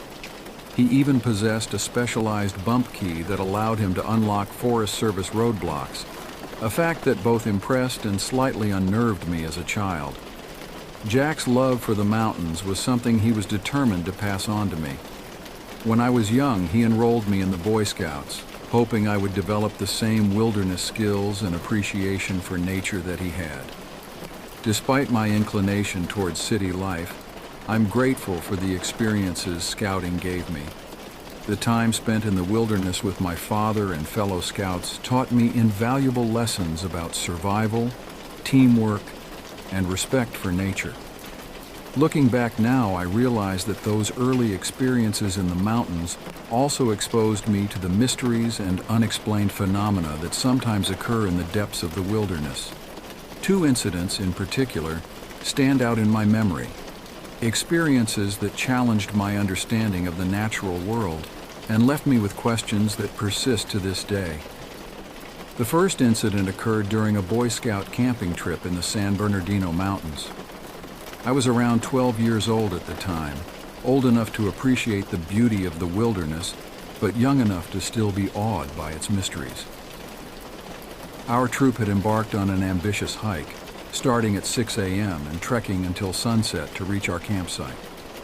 It was a grueling journey, especially for some of the younger scouts, but the sense of accomplishment when we finally reached our destination was palpable. Our campsite was nestled deep in the woods, far from any signs of civilization. As was our custom, my father and I set up our tent at the edge of the camp, a good 50 meters from the central campfire. We always did this to escape the noise of the younger scouts, who often stayed up late into the night, their excited chatter echoing through the camp. That night, as we settled into our mummy bags, exhausted from the day's hike, neither of us had any inkling of the strange events that were about to unfold. The forest around us was quiet, the kind of deep silence you only find far from the constant hum of city life. It was a peaceful silence, broken only by the occasional rustle of leaves or the distant hoot of an owl. We had just gotten comfortable, the warmth of our sleeping bags a welcome respite from the cool mountain air when we heard it, a sound that didn't belong, a sound that immediately set my nerves on edge. It was the click of rock against rock, coming from the ridge above us, perhaps 50 to 100 meters up from our position in the valley. Now, my father had always been a firm believer in Sasquatch, or Bigfoot as it's commonly known. While I was more skeptical, I couldn't deny that there were things in the wilderness that defied easy explanation. The vastness of the American wilderness, with its unexplored corners and dense forests, certainly seemed capable of hiding secrets from human eyes. As soon as we heard the sound, my father reached for the radio to contact another scout leader. His voice was low and tense as he asked if any of the adults had gone off into the woods. The response came back negative. Everyone was accounted for. This wasn't a popular trail, and the likelihood of other hikers being in the area at night was slim to none. With that possibility eliminated, we fell silent, straining our ears to catch any further sounds. It was then that I noticed something else, something that sent a chill down my spine. The usual nighttime chorus of insects and animals had fallen silent. The forest around us was unnaturally quiet, as if holding its breath in anticipation. We lay there in our tent, every sense on high alert. I could hear my own heartbeat, the blood rushing in my ears. The silence stretched on, broken only by the occasional click of rocks from the ridge. These weren't small pebbles being disturbed by a passing animal. The sound suggested larger rocks, too heavy for an average person to manipulate easily. As we listened, the rock clicking continued, sometimes faster, sometimes slower, but always with a deliberate rhythm that seemed almost communicative. My father whispered to me, his voice barely audible. "Remember what I told you about Sasquatch? They're not violent, but they are territorial. This could be a warning." His words did little to calm my racing heart. I had grown up hearing his stories about Bigfoot, about the mysterious creatures that supposedly roamed the deep forests. I had always half believed them, in the way that children believe in magic and monsters. But now, lying in that tent with the strange sounds echoing around us, those stories took on a new, terrifying reality. The rock clicking continued for what felt like hours, but was probably only minutes. Then, just as we thought it might be over, we heard something that made my blood run cold. The sound of rocks being flung off the ridge, crashing down into the valley below. The impact suggested these weren't small stones, but sizable rocks being thrown with considerable force. The valley had a drop of about 30 to 50 meters, not a sheer cliff, but a steep slope. The strength required to throw rocks that distance was far beyond human capability. As each rock crashed down, I felt my heart rate spike. What kind of creature were we dealing with?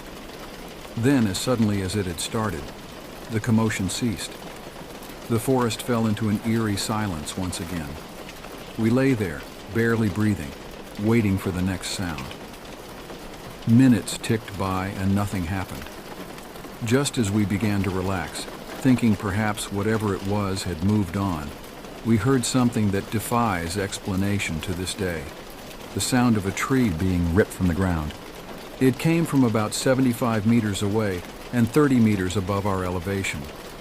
The valley's acoustics carried the sound clearly to our tent. I could hear the ripping of roots, the cracking of wood, the shower of dirt and rocks as the tree was wrenched from the earth. It was a sound of raw, primal strength, a display of power that sent waves of terror through my body. In that moment, huddled in our tent with only a thin layer of fabric between us and whatever was out there, I felt a fear unlike anything I had ever experienced. It wasn't just the fear of physical harm, but a deeper, more primal fear, the fear of the unknown, of forces beyond our understanding or control. The tree-ripping sound was the last we heard that night. After that, silence reigned, broken only by the pounding of my own heart. Neither of us slept much, both too keyed up by what we had heard. When dawn finally broke, it was a relief to see the familiar light of day streaming through the tent fabric. The next morning, we hiked up to the ridge to investigate. What we found only deepened the mystery. There were large rocks that had been cracked open as if smashed together with great force. We found an area where it looked like a tree had indeed been uprooted, though the tree itself was nowhere to be seen. Perhaps the most unsettling discovery was the tufts of thick hair we found caught in the bark of several trees. The hair was coarse and long, unlike anything I'd seen before. When we got close to examine it, a rank odor assaulted our noses. A smell like garbage left too long in the sun, mixed with something musky and animal. The ground was too hard for any clear footprints, but we noticed a pattern of broken branches on the surrounding trees, up to about 8 feet high. Whatever had passed through here was large and didn't seem to care about the trail it left behind. As we stood there, surveying the scene, I felt a weight settle over me. The evidence before us suggested something far outside my understanding of the natural world had been here. Something large, powerful, and intelligent enough to use tools and communicate through sound. My father and the other scout leaders exchanged meaningful looks. Without much discussion, a decision was made. We had disturbed something here, crossed an invisible boundary. It was time to move on. We packed up camp quickly and quietly, careful not to alarm the younger scouts who remained blissfully unaware of the night's events. As we hiked out that day, I found myself constantly looking over my shoulder, scanning the trees for any sign of movement. The forest that had seemed so welcoming just a day before now felt alien and threatening. I knew that whatever had been on that ridge last night was still out there, watching, waiting. This experience marked a turning point in my relationship with the wilderness. It opened my eyes to the possibility that there were things out there beyond our current understanding. While I never became the true believer my father was, I could no longer dismiss the stories of strange encounters in the woods as mere fantasy or misidentification. The incident also taught me a profound respect for the unknown. We had entered a domain that wasn't ours, and something had made it clear we weren't welcome. It was a humbling reminder of our place in the natural world, not as conquerors or masters, but as guests in a realm far older and more mysterious than we often acknowledge. As we drove home from that camping trip, the mountains looming in the rearview mirror, I knew I would never look at them quite the same way again. They were still beautiful, still awe-inspiring, but now they also held a hint of something else. A reminder of the thin veil between the world we think we know and the mysteries that lie just beyond our understanding. Little did I know that this experience was just the first of 2 encounters that would challenge my perception of reality and leave me questioning the true nature of the wilderness I thought I knew so well. The second incident occurred several years later, when I was in my late teens. By this time, I had accompanied my father on countless hikes and camping trips.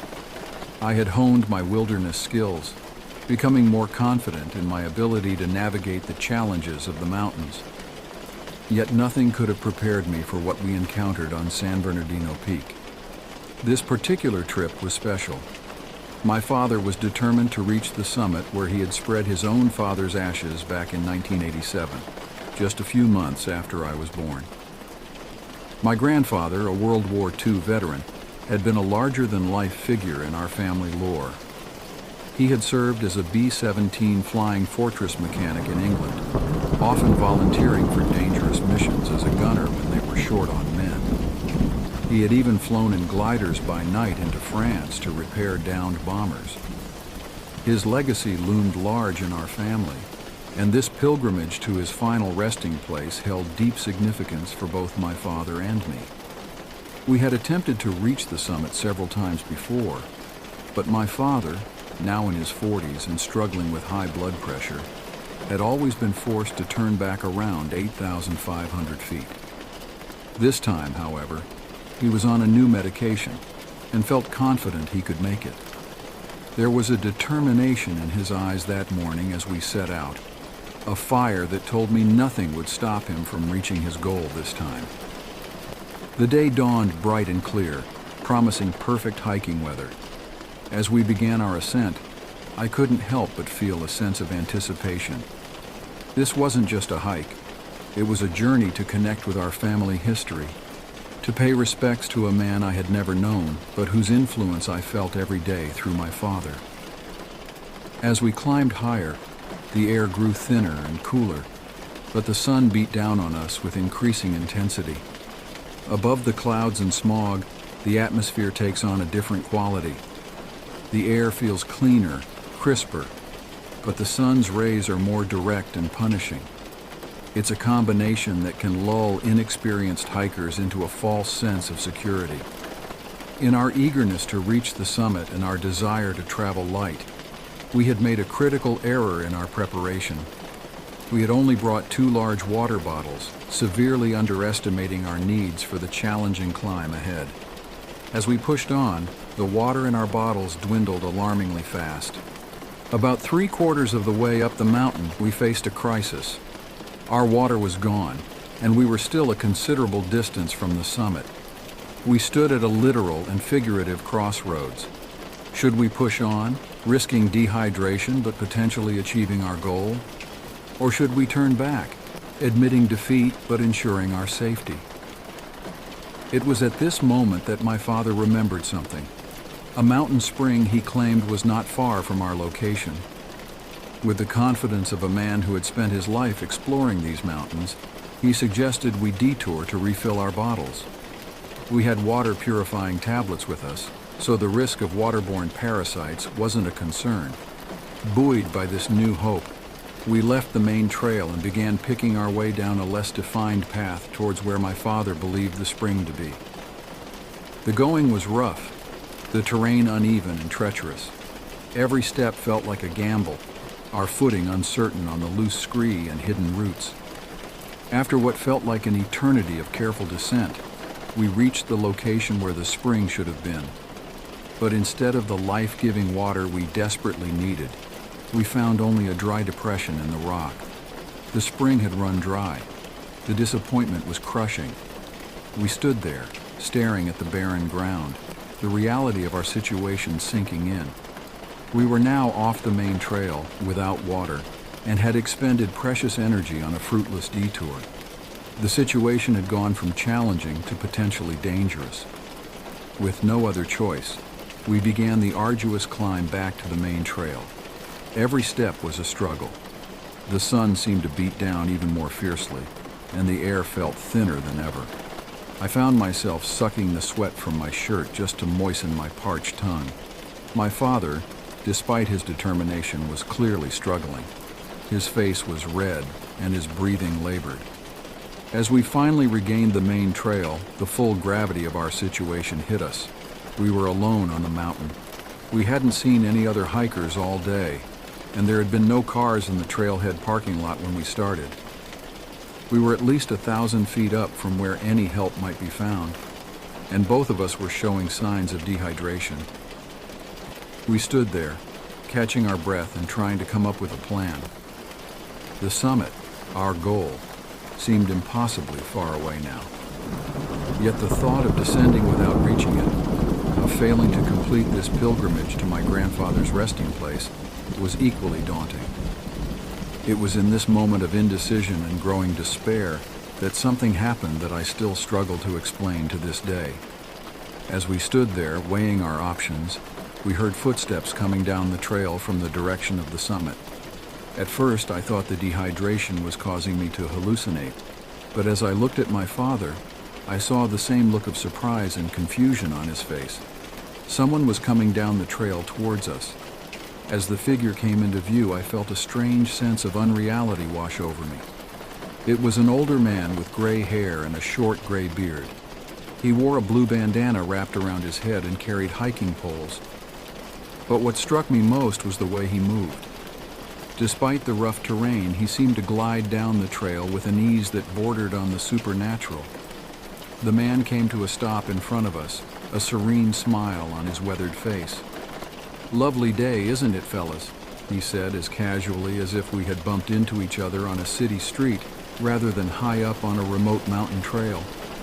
My father, always quick to recover, managed to chuckle. "Did you sleep up there the night before, or are you just the fastest hiker alive?" he asked, a note of friendly banter in his voice that didn't quite mask his bewilderment. The old man's response was cryptic, delivered with a mysterious smile. "Oh no, I've seen what I've come here to see, and I'll be off shortly," he said.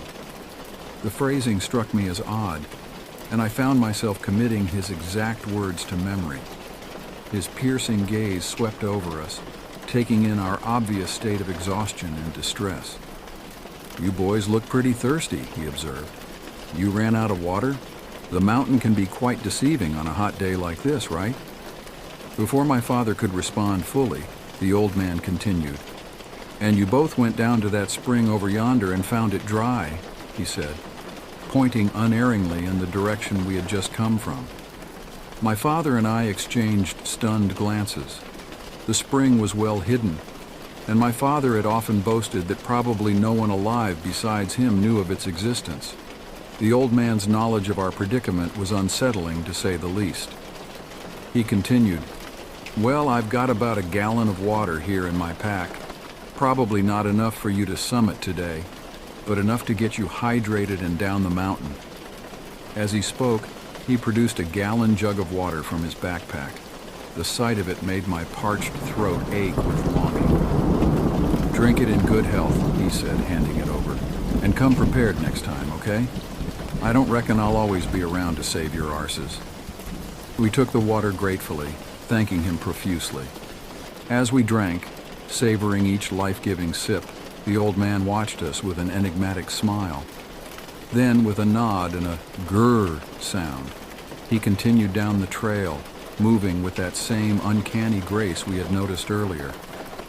After filling our bottles and drinking our fill, we began our descent, both disappointed at not reaching the summit, but relieved to be heading to safety. As we rounded a bend that led to a series of long switchbacks, we expected to see the old man ahead of us on the trail. This section was above the tree line, offering an unobstructed view for quite a distance. But to our astonishment, the trail was empty. There was no sign of the old man anywhere. Given his age and the difficult terrain, it seemed impossible that he could have descended the switchback so quickly, even with his unusually fluid gait. My father and I exchanged looks of disbelief. Without a word, we quickened our pace down the mountain, a shared sense of unease spurring us on. The encounter had left us both shaken, confronted with something that defied logical explanation. To this day, my father and I remain convinced that the man we met on the mountain was more than just a fellow hiker. Some might call it divine intervention, others a hallucination brought on by dehydration and altitude.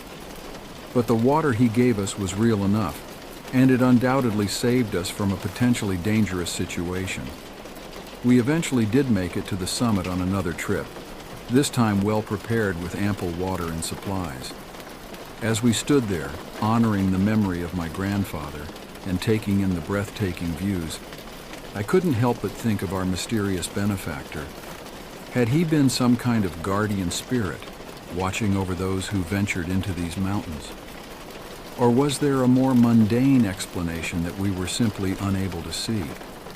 These experiences in the mountains, the unexplained sounds in the night during our camping trip, and the enigmatic old man on San Bernardino Peak have stayed with me over the years. They serve as reminders of the mysteries that still exist in our world, even in places we think we know well. The mountains, I've come to realize, are more than just geological formations. They are keepers of secrets, realms where the boundaries between the known and the unknown can blur. My father's deep connection to these wild places suddenly made more sense to me. It wasn't just about the physical challenge or the beauty of nature.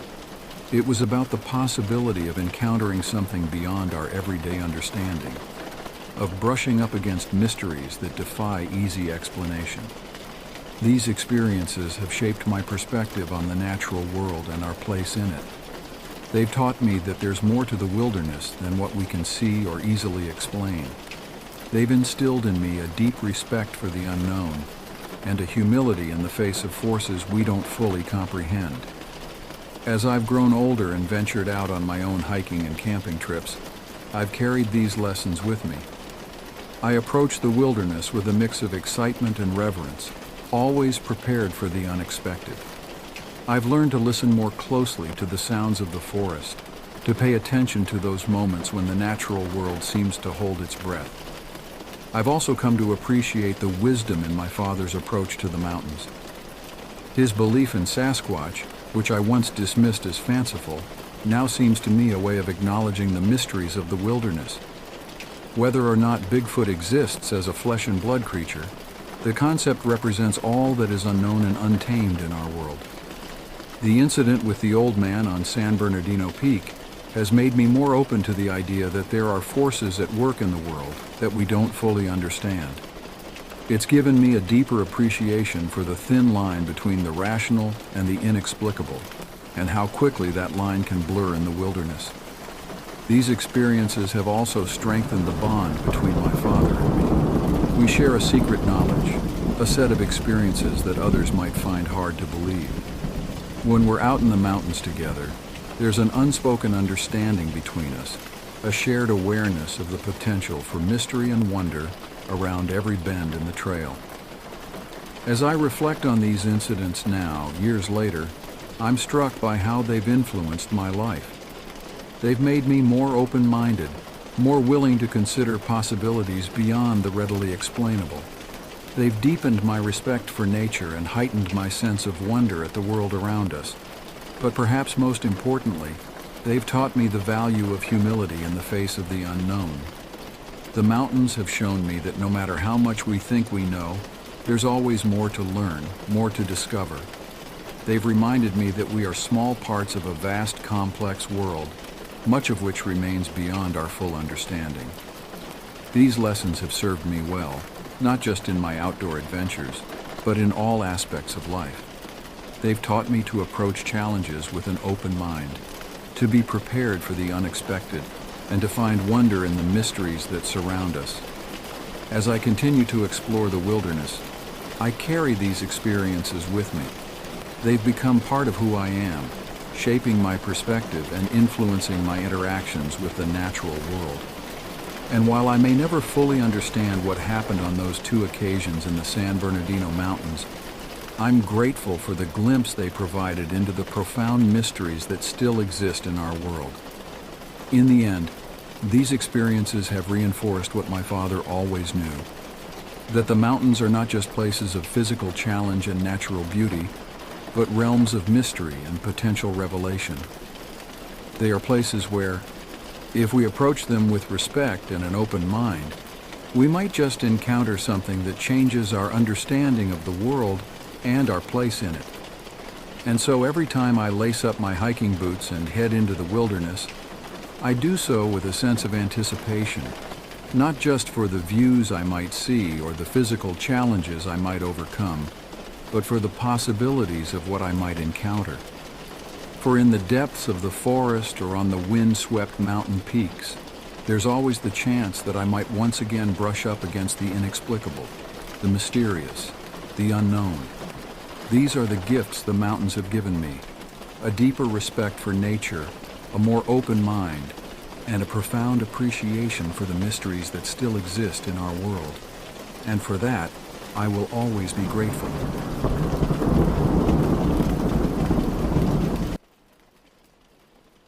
Time moves differently when you're young.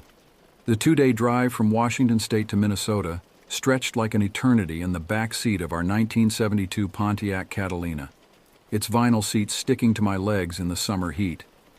The landscape outside morphed from the evergreen forests of the Pacific Northwest to the endless prairies of the Midwest, each mile marker a countdown to what I considered my second home, my cousin's century-old farm. Before my father's back injury when I was 9, these summer pilgrimages were as reliable as the seasons themselves. We'd pack the car with snacks and pillows, my mother's carefully organized road maps spread across the dashboard like battle plans. The Catalina's radio would fade in and out as we crossed state lines, picking up local stations that offered windows into lives and places we'd never see. My father would sing along to whatever came through the static, his voice competing with the wind rushing through the partially opened windows. The farm itself existed in my mind as a collection of perfect moments: the creak of the hayloft ladder in the old red barn, the musty smell of ancient railroad boxcars repurposed as storage, the taste of fresh strawberries picked from the garden. Every summer added new layers to these memories, like rings in a tree trunk, marking my growth against the unchanging backdrop of rural Minnesota. But returning at 12, after a 3-year absence, felt like stepping into a familiar photograph only to find all the colors had shifted. The farm was exactly as I remembered it. The weathered red barn still stood sentinel over fields of corn and soybeans. The ancient boxcars still rusted in their appointed places. But my perception had changed. The spaces that once seemed vast now felt smaller. The adventures that had thrilled me now seemed childish. The black and white TV in the living room, once ignored in favor of outdoor exploration, now drew me like a magnet. Billy Joel records replaced the sound of wind in the cornfields as my preferred soundtrack. Conversations about sports and music pushed aside the old games of kick the can and tag. I was caught in that awkward space between childhood and adolescence. Too old for the simple pleasures that had once defined these visits. Too young to fully understand what I was leaving behind. It was during one of those listless summer mornings, when boredom had driven me to count the cracks in the kitchen ceiling, that my cousin mentioned the forgotten graveyard. The words cut through my adolescent indifference like a knife. Here, finally, was something that spoke to my newly developing sense of the mysterious, something that didn't feel like a recycled childhood adventure. The plan came together over breakfast. We would pack sandwiches, take water bottles, and set out early the next morning. The adults, accustomed to our wanderings and satisfied that we were at least getting outside, asked few questions. Minnesota summers granted long days of light, but we still wanted to make the most of our expedition. Dawn found us in the farm's kitchen, assembling our provisions with the serious attention of Arctic explorers. The morning air carried that particular Midwestern summer quality, already humid at first light, promising a day of thick heat.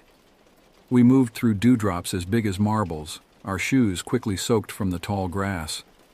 The landscape we crossed felt both familiar and foreign. Cornfields stretched toward the horizon, their rows creating valleys and canyons that only children could fully appreciate. We passed abandoned quarries, their limestone walls bleached white by countless summers, holding pools of water so clear you could see straight to the bottom. The woods appeared in patches, islands of shadow in the ocean of farmland. We stopped for lunch beside one of Minnesota's countless unnamed lakes. These bodies of water, scattered across the state like mirrors dropped from the sky, each held their own mysteries. This one was small, perhaps a quarter-mile across, its surface broken occasionally by fish-seeking insects. We ate our sandwiches in comfortable silence, watching dragonflies patrol the shoreline. The graveyard, when we finally found it, didn't announce itself with dramatic fences or stone gates. Instead, nature had reclaimed it almost completely. A massive rosebush, gone wild over decades, had grown into a natural cathedral over the graves. Its thorny branches created a dome that blocked most of the sunlight, casting everything beneath in a green-tinted twilight. Entering required careful navigation through gaps in the thorny canopy. The temperature dropped noticeably inside, as if we'd stepped into a different season altogether. The first tombstone I saw stopped me in my tracks. The date carved into the weathered stone placed its occupant's death in 1863, during the height of the Civil War. The inscription was still legible, though lichen had started to claim the edges of the letters. More stones emerged from the shadows as my eyes adjusted. They all bore the same surname, Anderson, with dates spanning nearly 50 years. These weren't just random burials. This was a family's history written in stone, a chronicle of lives lived and lost on this very land. Farmers who had broken the prairie soil, planted the first crops, raised children, and eventually returned to the earth they had worked so hard to tame. Then my cousin pointed to an area deeper within the Rose Cathedral, his voice dropping to a whisper as if afraid to disturb the silence. What I saw there changed something fundamental in my understanding of life and death. 7 small tombstones stood in a perfect row, each topped with a carefully carved lamb. The stones were smaller than the others, sized to match their occupants, and the sight of them hit me with physical force. The dates told a story more terrible than any horror movie I'd sneaked watching on late-night TV. 7 children, all taken within weeks of each other in the winter of 1878. The oldest was 11, the youngest barely 2. The inscription spoke of beloved sons and cherished daughters, of angels called home too soon, of hearts broken beyond repair. Smallpox or scarlet fever. The killer wasn't named, but its devastation was carved in stone. Standing there, the humid Minnesota summer seemed very far away. I could almost see the scene, the frozen ground having to be broken repeatedly as the disease claimed child after child, the parents' grief turning as hard and cold as the winter itself. These weren't just historical facts. These were real children who had played in the same fields we'd just crossed, who had perhaps watched the same dragonflies dance over the same unnamed lake. A sudden breeze stirred the roses above us, sending dappled shadows dancing across the small stones. The lambs seemed to move in the shifting light, their stone faces wearing expressions that shifted between peace and sorrow. The silence in the grove grew heavier, more expectant, as if the very air was holding its breath. My previous excitement about discovering something cool had evaporated, replaced by a profound sense of trespass. We weren't explorers here. We were intruders, disturbing a place of deep and private grief. The carefully maintained grave markers, the loving inscriptions, the symbolic lambs, all spoke of a family's attempt to maintain connection with their lost children, to create a sacred space where their memory could live on. The journey back to the farm took on a different character. The same landscape we'd crossed so eagerly that morning now seemed overlaid with shadows of the past. Every old farmhouse we passed could have held similar stories of loss and grief. The unnamed lake where we'd eaten lunch might have witnessed countless scenes of both joy and sorrow across the decades. The approaching thunderstorm matched our somber mood, its dark clouds building in the west like mountains. The cornfields whispered with increasing urgency as the wind picked up, and we quickened our pace. By the time the farm appeared on the horizon, its familiar silhouette was backed by storm clouds the color of bruises. Dinner that evening passed in unusual silence. The approaching storm had turned the kitchen windows into dark mirrors, occasionally lit by distant lightning. The adults attempted normal conversation, but something in our demeanor must have communicated that we'd experienced something profound. When asked about our day, I found myself offering only the most basic responses, unable to put into words the weight of what we'd discovered. The farmhouse itself seemed different that night. The familiar creaks and settling sounds of the century-old structure took on new meaning. Every shadow in the corners, every darkened doorway, seemed to hold possibilities I'd never considered before. The stairs to my cousin's bedroom, which I'd climbed hundreds of times, suddenly felt steeper, longer, more significant. We retreated to the bedroom earlier than usual, neither of us interested in the usual evening activities.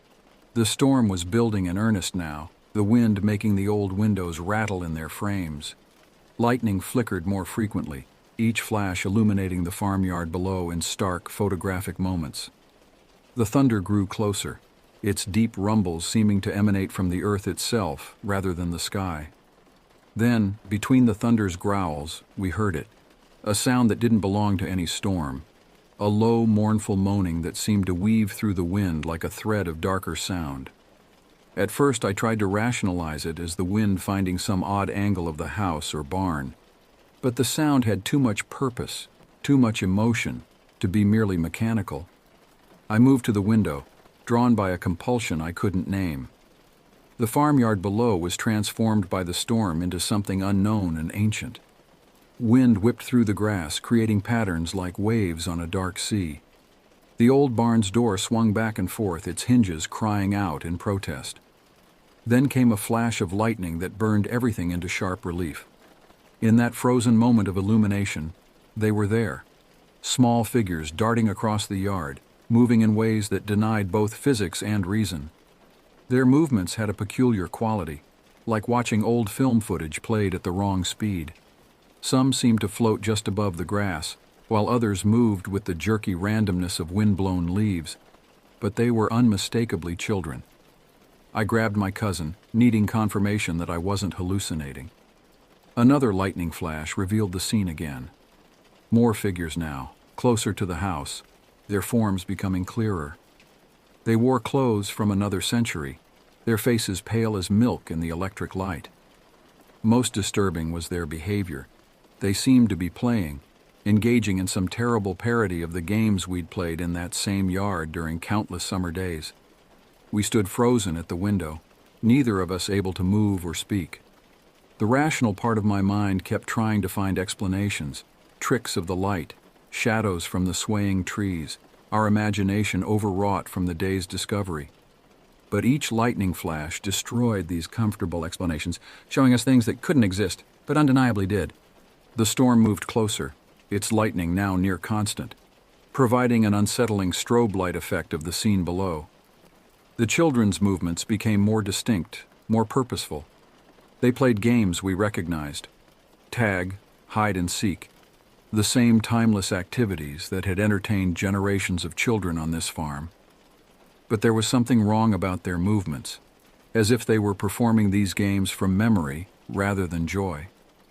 The moaning sound grew louder, resolving itself into something that might have been singing, a warped version of old hymns or lullabies, the kind that might have been sung over small graves in a winter-long past. The wind carried the sound in waves, sometimes clear enough to almost make out words, then fading into the storm's deeper voices. Eventually, we retreated to our beds, leaving the lights on like a barrier against the impossible. But sometime in the night, I awoke to darkness. Either the power had failed or someone had turned off the lights. The storm had moved directly overhead, but the thunder couldn't mask the new sounds that filled the room. Footsteps, light and quick, pattered across the wooden floor. They moved with the random energy of children at play, back and forth, around and around. The air had grown impossibly cold, each breath visible in the darkness. My cousin slept on, oblivious, leaving me alone with whatever had followed us home from that rose-covered grove. The overwhelming emotion wasn't fear, though fear was certainly present. Instead, I felt a deep, crushing sadness, an echo of the grief that had been carved into those small tombstones. It pressed against my chest like a physical weight, bringing tears to my eyes that I couldn't explain. The footsteps grew closer to my bed, accompanied by sounds that might have been whispers or might have been the rustle of old-fashioned clothing. In that moment, facing something beyond my understanding, I did the only thing I could think of. I apologized. The words came unbidden, a child's attempt to make right an unknown wrong. "I'm sorry," I whispered into the darkness. "I'm sorry, I'm sorry, I'm sorry." My whispered apologies continued into the darkness, each one feeling more meaningful than the last. The footsteps slowed, then paused, as if listening. The crushing sadness in the room began to shift, transforming into something else. Not quite peace, but perhaps acceptance. Gradually, the pattering steps moved away, growing fainter until they merged with the storm's receding rumbles. Morning arrived with the particular clarity that follows summer storms in Minnesota. Sunlight streamed through the windows, making the night's events feel like a shared dream. But at breakfast, reality reasserted itself in an unexpected way. My aunt, serving pancakes with practiced efficiency, casually asked if we'd been running around upstairs during the night. "We heard children playing," my uncle added, buttering his toast. "Thought you two were up there raising a ruckus." He said it matter-of-factly, as if discussing the weather, but something in his tone suggested he knew better. The farm had been in his family for generations. How many nights had he lain awake, listening to those same footsteps? My cousin and I exchanged glances but said nothing. How could we explain what we'd witnessed? How could we describe the impossible sight of long-dead children playing in the storm-swept yard, or the sound of their phantom footsteps across ancient floorboards? Some experiences defy explanation, existing in the spaces between what we know and what we feel. That day, everything on the farm looked different. The familiar buildings and fields now seemed layered with history, each corner potentially holding echoes of past lives and losses. The old boxcars, the barn's hayloft, the worn paths between buildings, all had been witness to generations of children playing, living, and sometimes dying far too young. Looking back now, I understand that what we encountered wasn't meant to frighten us. Those small spirits, if that's what they were, weren't seeking to cause harm. Perhaps they were drawn to our youth, to our carefree exploration of places they had once known. Or maybe our disturbance of their resting place had awakened memories that refused to stay buried beneath the wild roses. The rest of that summer took on a different character. We still played and explored, but with a new awareness of those who had come before us. The farm was no longer just a place of childhood adventures. It had become a bridge between past and present, a reminder that every patch of earth holds its own stories of joy and sorrow. Years later, I tried to find that overgrown graveyard again. The landscape had changed. Fields had been replanted, old paths had disappeared, new fences had been erected. The massive rose bush was gone, probably cleared for farming, taking with it the physical reminder of that family's tragedy. But sometimes, on storm-dark nights, I still hear echoes of those phantom footsteps and remember the lessons learned that summer about the thin line between past and present, between the world we see and the one we sense but cannot prove. The farm still stands, passing to new generations who add their own layers of history to its worn floorboards and weathered walls. I've never told my children about what happened that night, but someday, when they're old enough to understand, I'll take them to Minnesota. We'll walk those fields under the endless summer sky, and I'll teach them that some places hold more than just memories. They hold the very essence of those who came before, their joys and sorrows forever echoing through the quiet moments between storms.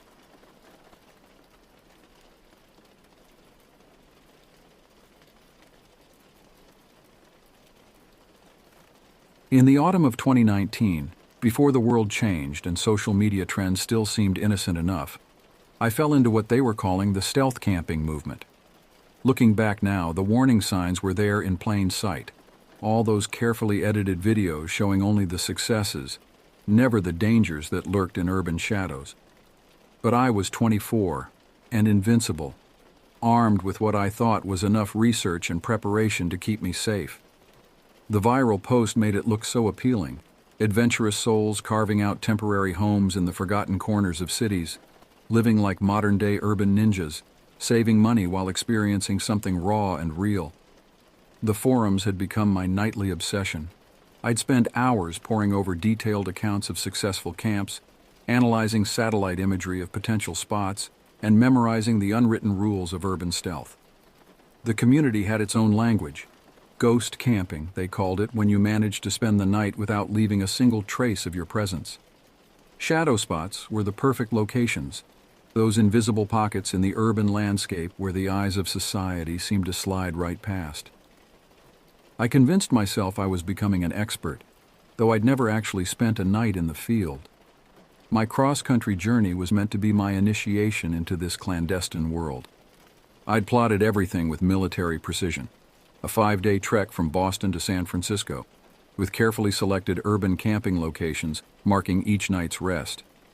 My SUV's trunk contained what I considered essential gear: a military-grade bivouac sack in tactical black, a temperature-regulated sleeping bag rated for urban environments, a red light headlamp that wouldn't destroy my night vision, and enough dehydrated meals and energy bars to avoid any midnight food runs. I'd even invested in a thermal imaging app for my phone, thinking it would help me spot potential hazards. The irony of that last purchase still makes me laugh, though the sound holds no humor. The first 3 nights went exactly as planned. I found my spots easily enough: an overgrown lot behind an abandoned strip mall in Cleveland, a forgotten corner of a city park in Chicago, and a secluded drainage canal in Omaha. Each successful night fed my confidence, convinced me that I was mastering this strange new art form. The posts I made to the forums gathered appreciative comments and advice, feeding my ego further. I felt like I was part of something bigger, something almost revolutionary. It was on the 4th night that everything went wrong. I'd been driving for 14 hours straight, pushing well past the point of exhaustion because I'd fallen behind schedule.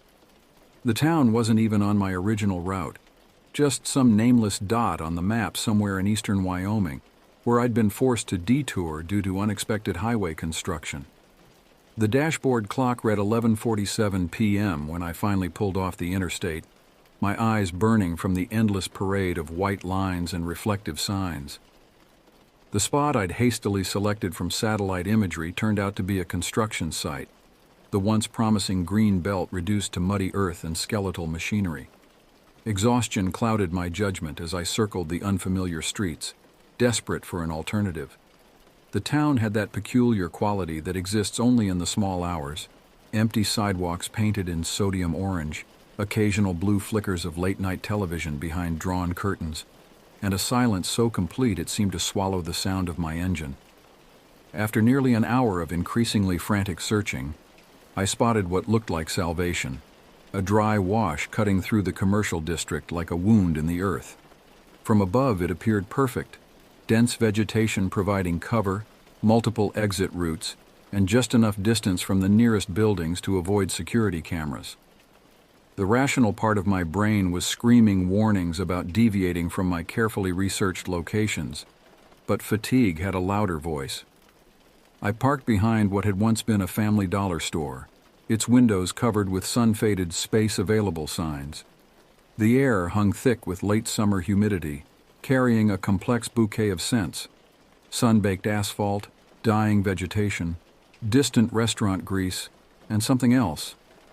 Something organic and vaguely unpleasant that I chose to ignore. As I descended into the wash, the sounds of the sparse traffic faded away, replaced by the rustle of leaves and the steady drone of crickets. With each step deeper into the darkness, the civilized world seemed to recede further, until I found myself in a space that existed somewhere between urban and wild, belonging fully to neither realm. The spot I chose was about a quarter-mile in, a natural enclosure formed by dense brush, with just enough canopy cover to break up my silhouette while still allowing some ambient light to filter through.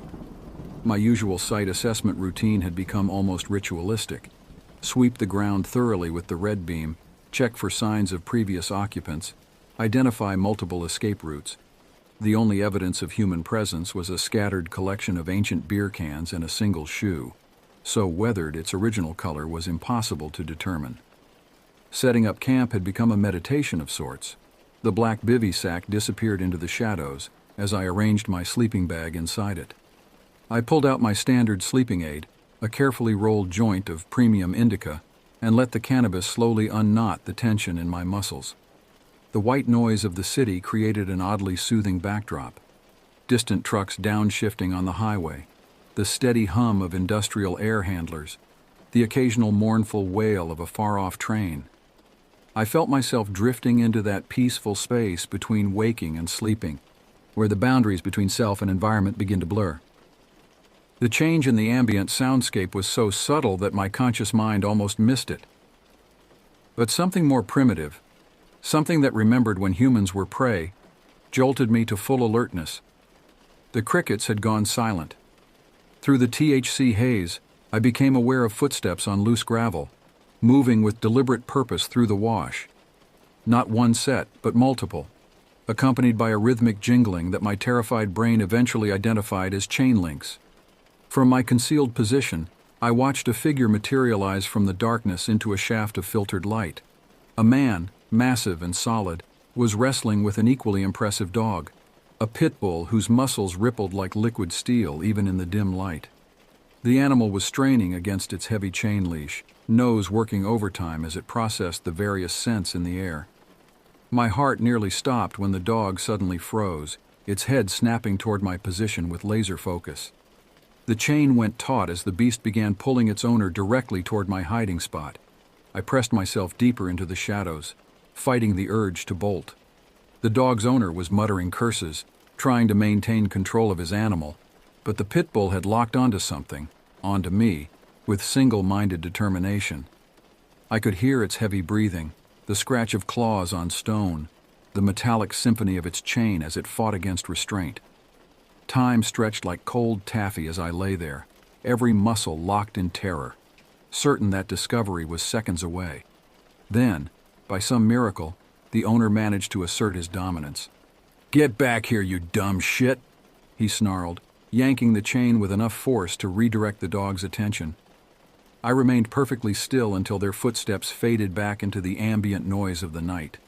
The encounter left me drenched in cold sweat, heart hammering against my ribs. Every rational thought screamed at me to pack up and leave, but the combination of exhaustion and lingering cannabis worked against my better judgment. I convinced myself the worst had passed. After all, what were the chances of another disturbance in this forgotten space? The night slowly reclaimed its routine of cricket songs and distant traffic, and I began to drift again, my racing pulse finally steadying. That's when it hit me, that ancient limbic awareness of being watched.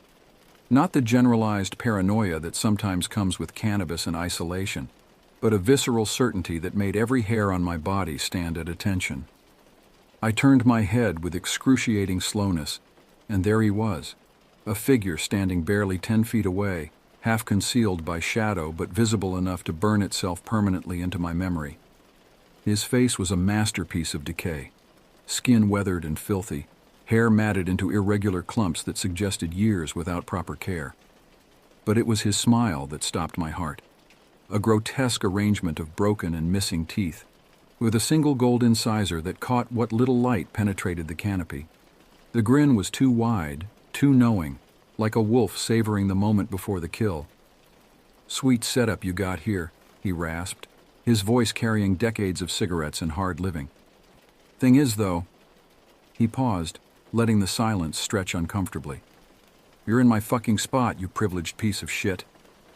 The sudden shift in his tone, from almost friendly to pure malice, shattered any hope this was just a territorial dispute.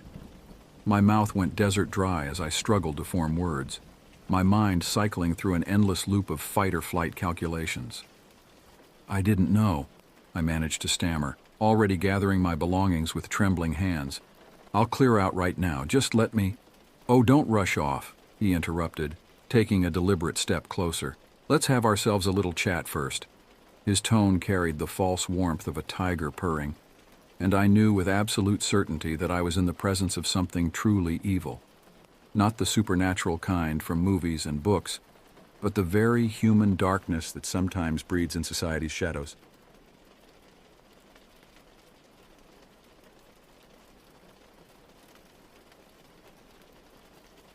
Nico and I had been stealth camping since our university days back in 2018, when the thrill of adventure outweighed the comfort of a motel room. There was something intoxicating about finding those hidden spaces, those forgotten corners of the world where we could slip away unnoticed.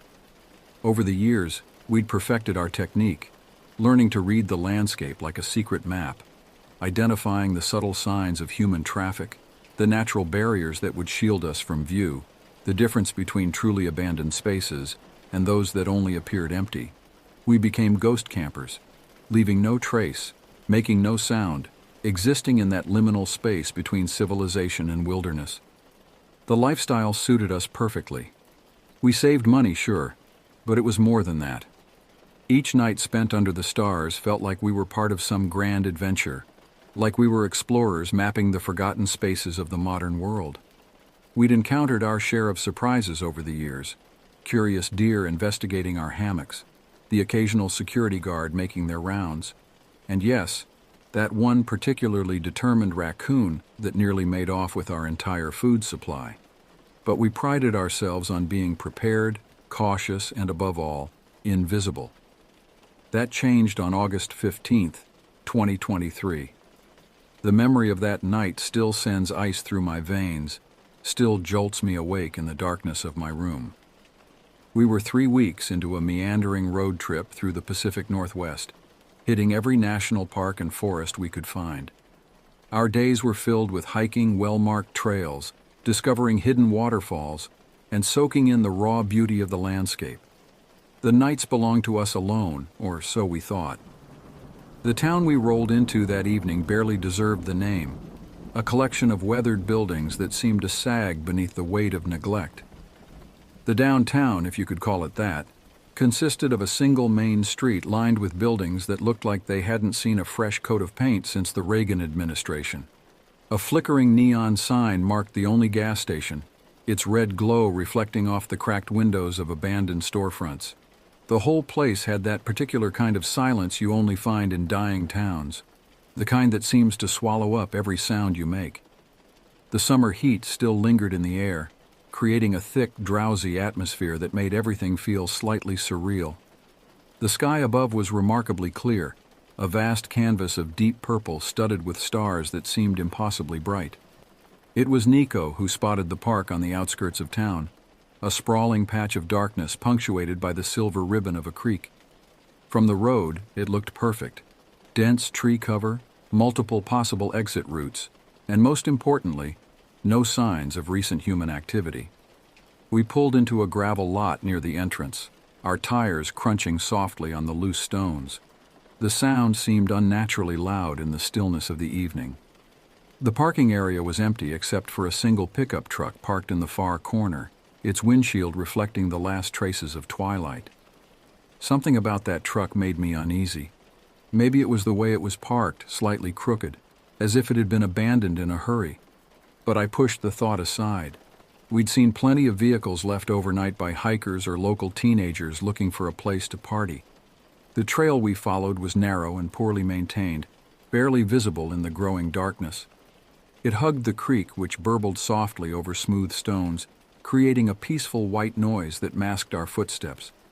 The air grew noticeably cooler as we moved deeper into the woods, the towering firs creating a natural canopy that blocked out most of the remaining light.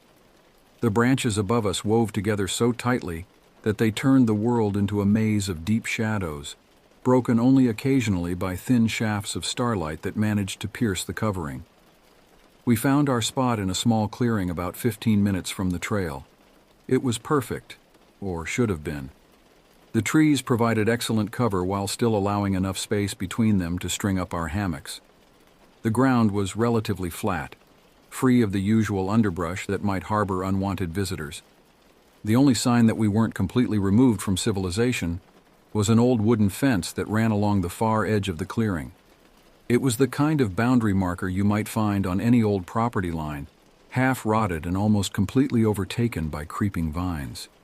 Through gaps in the trees beyond it, there might have been the suggestion of a structure, but if there was, no lights burned in its windows. Setting up camp was second nature by now.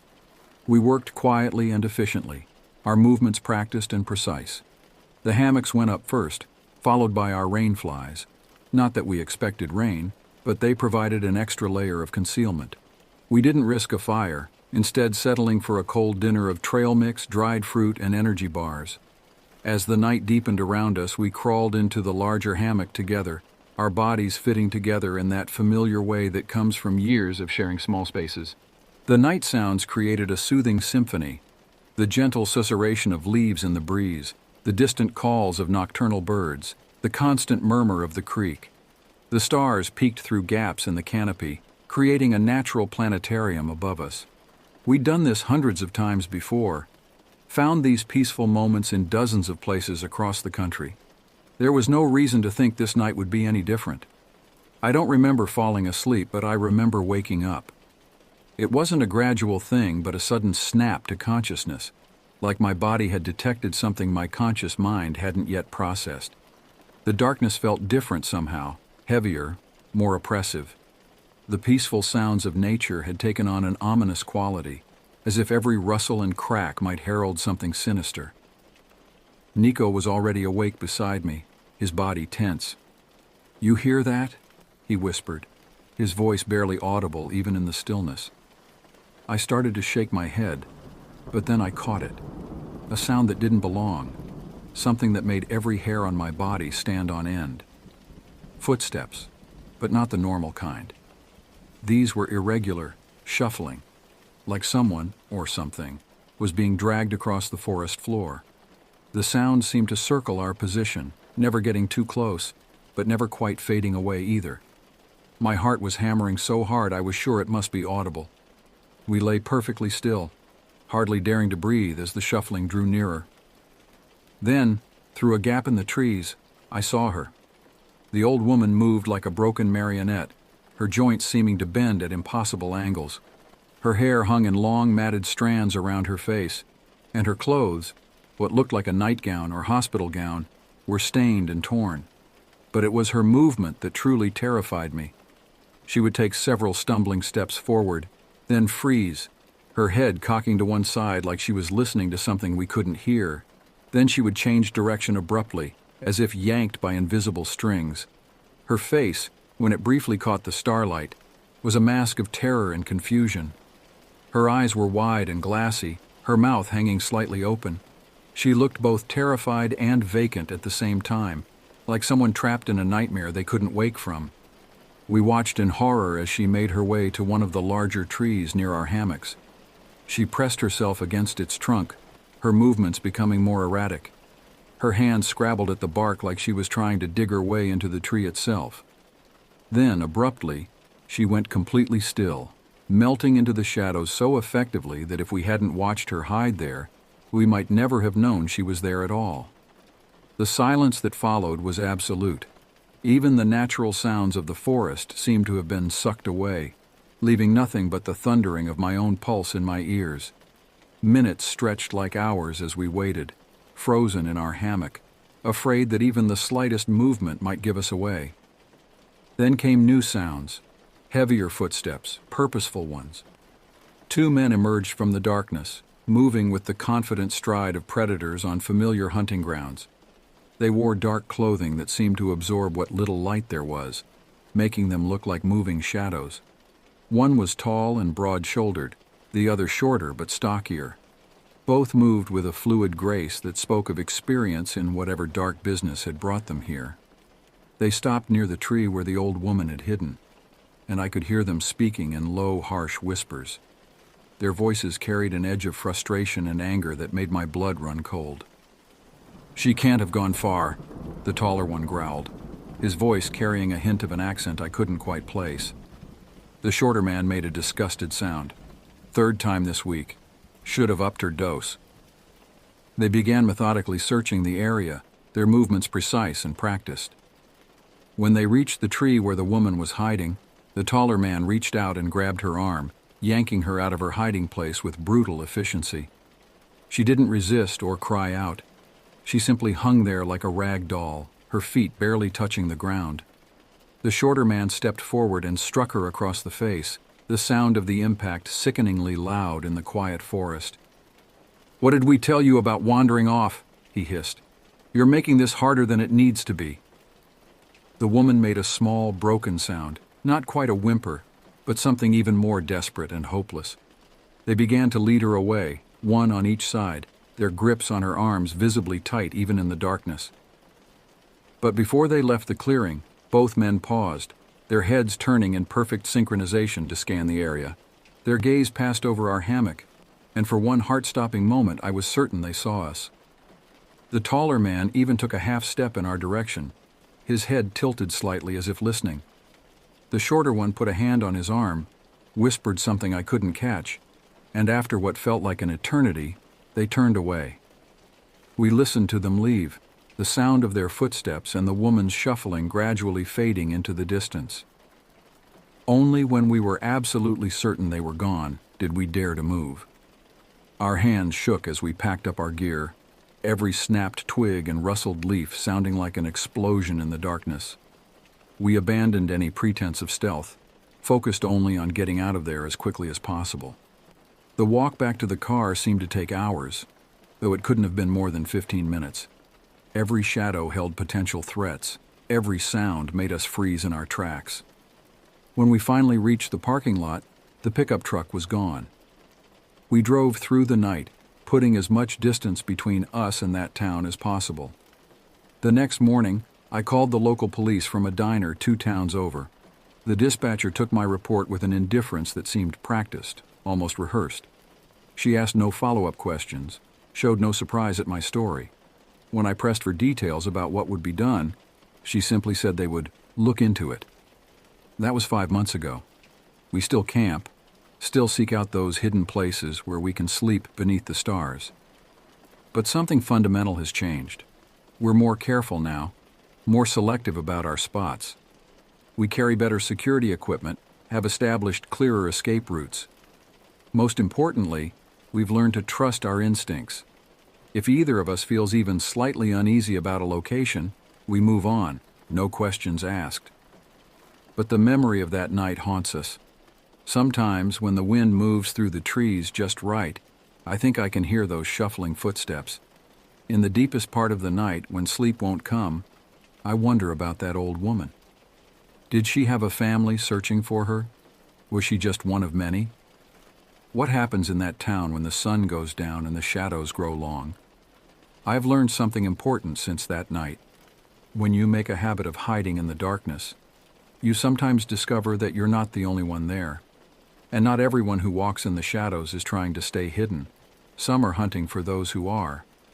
We never went back to that town, never tried to follow up on our police report. Sometimes I feel guilty about that, like we should have done more.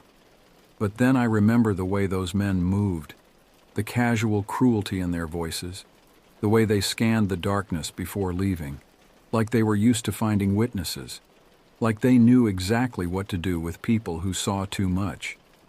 These days, when people ask us about our stealth camping adventures, we tell them about the beautiful sunrises, the peaceful nights under the stars, the money saved on hotel rooms.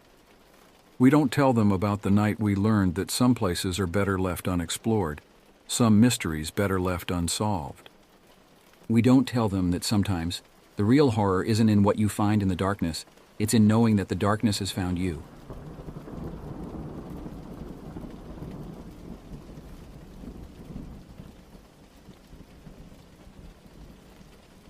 It was one of those October days when everything seemed off. Maybe it was the way the wind cut through my jacket with an unseasonable bite, or how the birds had fallen into an eerie silence that morning. The maples along my street had turned blood red weeks earlier than usual, and there was something about the quality of light that made everything look slightly wrong, like a photograph that's been overexposed. But I needed a break. I grabbed my fishing gear from the garage, tossing it into the bed of my beaten-up Ford F-150, and headed to Crescent Lake. My name's Marcus Fletcher, and back in 1983 I lived for fishing. It was my escape from the mind-numbing routine of working at the paper mill, my way of finding peace in a world that seemed to get more chaotic with each passing day. Fishing had been my dad's religion. Frank Fletcher was a man of few words, but on the water, he'd come alive, teaching me everything from how to tie the perfect clinch knot to reading the water's surface for signs of fish. I remember the first time he took me out on his old aluminum John boat. I was 8, all nervous energy and impatience. "Marcus," he said, his calloused hands steady on the oars, "fishing isn't about catching fish. It's about being out here, away from everything." I didn't understand then, thought he was just trying to make me feel better about coming home empty-handed. But I get it now. The old man passed away from lung cancer 2 years ago. 30 years at the mill finally caught up with him, but I still feel his presence every time I cast a line, like he's standing right behind me, watching my technique with those keen eyes of his. Crescent Lake isn't what you'd call a tourist destination. It's just a quiet body of water tucked away in the forgotten corner of Mason County, surrounded by dense pine woods that seem to swallow sound itself. The locals mostly stay away, muttering about water moccasins and shallow graves from the logging days. Perfect for a day of fishing and some much-needed solitude. I parked near the old boat launch and set up on the weathered dock, the wood groaning under my weight like it was sharing secrets. The water was unnaturally still that morning, a perfect mirror reflecting the heavy gray clouds that hung low in the sky. The air felt thick, like it does just before a heavy storm. "Hey, Marcus, you out here all alone?" The voice shattered the silence, making me jump. It was Kenny Ralston, a regular from O'Malley's bar where I stopped for a beer most Friday nights. Kenny had this uncanny ability to show up exactly when you didn't want company. He was one of those guys who treated silence like a personal enemy, always trying to fill it with whatever thoughts crossed his mind. "Yeah, just trying to catch some peace and quiet," I replied, hoping he'd take the hint. But Kenny was about as subtle as a brick through a window. "Mind if I join?" he asked, already pulling out his tackle box from his battered Chevy Nova. "Suit yourself," I sighed, knowing resistance was futile. Kenny wasn't bad company, just exhausting in large doses. We fell into an easy rhythm of half-hearted conversation, swapping the usual stories about the mill's latest layoffs, and O'Malley's new waitress who everyone swore was a dead ringer for Kim Basinger. It was around noon when things started to get weird. The temperature had dropped at least 10 degrees in the last hour, and a strange mist was creeping across the water. A rustling noise came from the dense undergrowth behind us, too deliberate to be the wind. "Hear that?" Kenny asked. His normally booming voice dropped to a whisper. "Probably just a deer," I said, trying to convince myself more than him. But the noise kept coming, closer and more purposeful, like something large moving through the brush with intent. Branches snapped under heavy weight, leaves crunched with measured steps. "That ain't no deer," Kenny muttered, standing up and peering into the woods. The shape I caught in my peripheral vision was wrong in ways my brain struggled to process. It moved with a fluid grace that seemed impossible for its size, weaving between the trees like smoke. "What the hell is that?" I whispered, my mouth gone dry. "Probably some kids playing pranks," Kenny suggested, but his voice had taken on a higher pitch that betrayed his fear. "Let's go check it out." It was a terrible idea, the kind that gets people killed in horror movies, but I followed him anyway. The closer we got, the more my instincts screamed at me to run. The thing was massive, easily 7 feet tall when it reared up on its hind legs. It moved with a kind of predatory grace that made my skin crawl, almost like it was performing for us. Its body was covered in thick, matted fur that seemed to absorb the light around it. But its face, God, its face was the worst part. It had features that were almost human, but twisted and wrong, like someone had tried to sculpt a person's face from memory and gotten everything slightly off. "Hey, whoever's out there, this ain't funny!" Kenny's voice cracked as he shouted. The creature's head snapped toward us with impossible speed, and then it was gone, crashing deeper into the woods with explosive force. "Did you see that?" Kenny's face had gone the color of old paste. The next morning, I sat in Sheriff Clausen's office, studying the deep lines in his weathered face. He'd aged 10 years overnight, and I knew why. The thing we'd seen, whatever it was, didn't belong in our world of paper mills and Friday night beers at O'Malley's. It was something older, something that had been waiting in those woods long before the first logging camps were built, something that was still out there, watching and waiting. Even now, 30 years later, Kenny and I don't talk about what we saw that day. But sometimes when the wind blows cold and the birds fall silent, I think about that thing in the woods. And I wonder if it's still there, waiting at Crescent Lake for someone else who needs a break from the world. My kids laugh when I warn them about going out on the water alone, thinking it's just their old man being overprotective. But I know the truth. And so does Kenny, who hasn't gone fishing since that day, who moved to Arizona just to be as far from lakes and forests as he could get. Some things are better left alone. Some stories are better left untold. But sometimes, late at night, I hear something moving outside my window, and I know it remembers me too. Days turned into weeks, and life slowly tried to return to normal, but nothing really felt normal anymore. The mill's rhythmic pounding took on a sinister quality, like a heartbeat in the dark. Kenny and I were changed men. He started drinking more heavily at O'Malley's, jumping at shadows and staying until last call. I threw myself into work, taking extra shifts just to keep my mind occupied. We both stopped going to Crescent Lake. Hell, most folks did after word got around about Randall. The official story was that he'd been attacked by a bear, but everyone who'd seen the body knew better. Bears don't leave claw marks in perfect parallel lines, and they sure don't stack their victims' bones in neat piles. One night, about 6 months after it happened, Kenny called me at 3 a.m, his voice thick with whiskey and fear. "Hey, Marcus," he slurred. "You ever think about what happened? About what we saw?" I sat up in bed, suddenly wide awake, the familiar cold dread settling in my stomach. "All the time," I admitted, watching the shadows in my bedroom for any sign of movement. "You think it's still out there?" he asked, and I could hear the desperate hope in his voice that I'd tell him it had all been a bad dream. "Maybe," I said carefully. "But as long as it stays away from us, I don't care." We both knew I was lying. Whatever that thing was, it owned a piece of our souls now, and we'd never truly be free of it. 2 weeks later, Kenny left town without saying goodbye.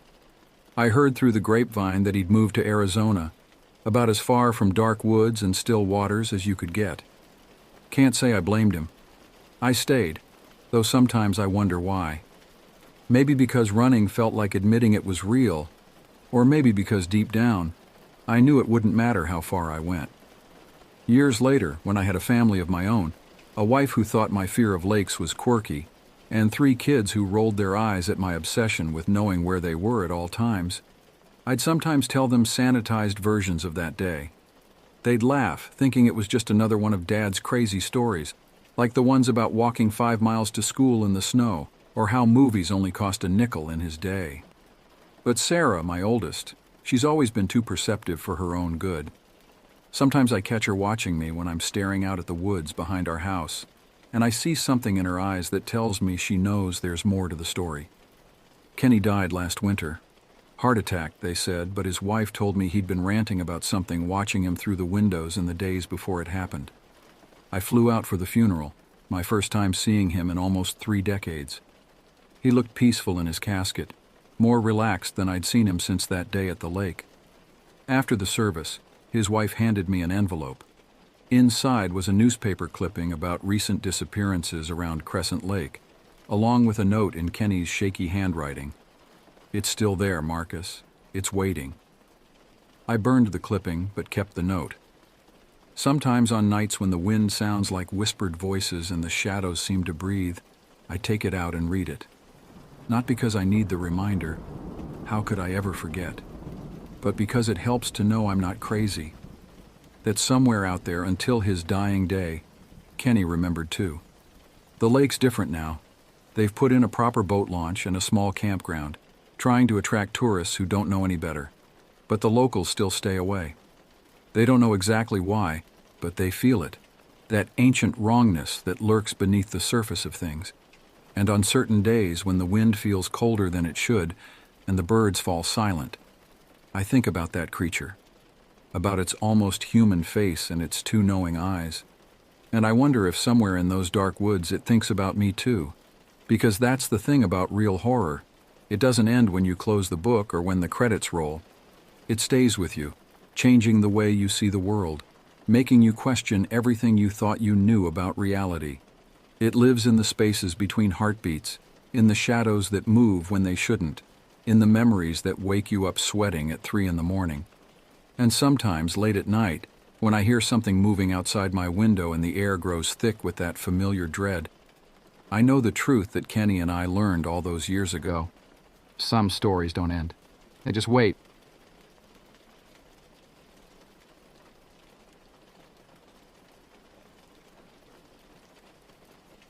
My childhood was anything but stable, marked by the kind of domestic turbulence that shapes a person in ways they don't fully understand until years later. Our small house on the outskirts of town became a revolving door of disappointments.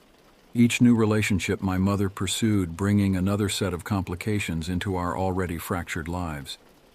After divorcing my father when I was 8, she seemed determined to fill the void he left with increasingly questionable choices in men. The parade of temporary father figures brought their own brands of chaos.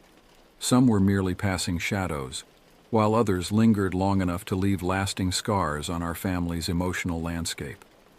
Each one arrived with grand promises and left behind only deeper wounds, teaching me early on that adults couldn't always be trusted with the fragile hearts of children.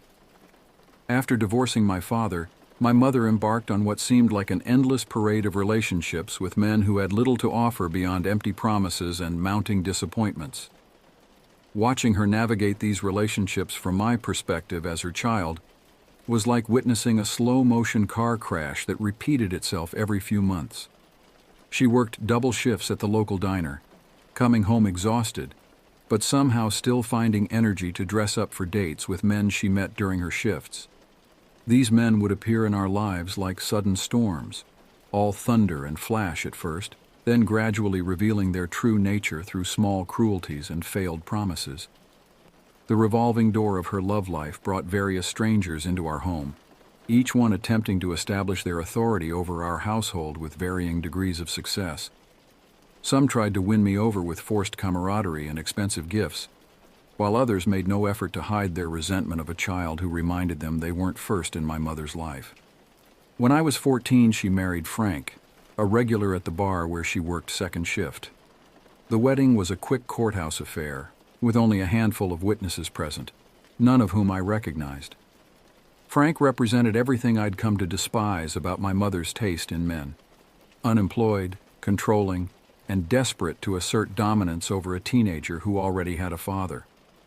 He moved into our house the same day they got married, bringing with him 3 garbage bags of clothes, a collection of sports memorabilia he claimed was valuable, and an overwhelming sense of entitlement that seemed to fill every room he entered. The comfortable routine my mother and I had established over years of living alone was immediately disrupted by his constant presence and his need to remake our home in his image. My real dad, despite my mother's persistent efforts to keep us apart, remained a constant source of love and stability in my life. He lived across town in a modest apartment that always smelled of coffee and pine-scented cleaner, maintaining a regular job at the local lumberyard and never missing a child support payment. Before the divorce tore our family apart, he had introduced me to the outdoors, teaching me the intricate arts of hunting and fishing. Those countless weekends spent camping under star-filled skies, learning to track deer through morning mist, or wait patiently for fish to bite, planted seeds that would later become my salvation. Every other weekend, when I could escape to his apartment, he would take me into the wilderness, showing me how to read weather patterns, identify edible plants, and navigate using nothing but the sun and stars.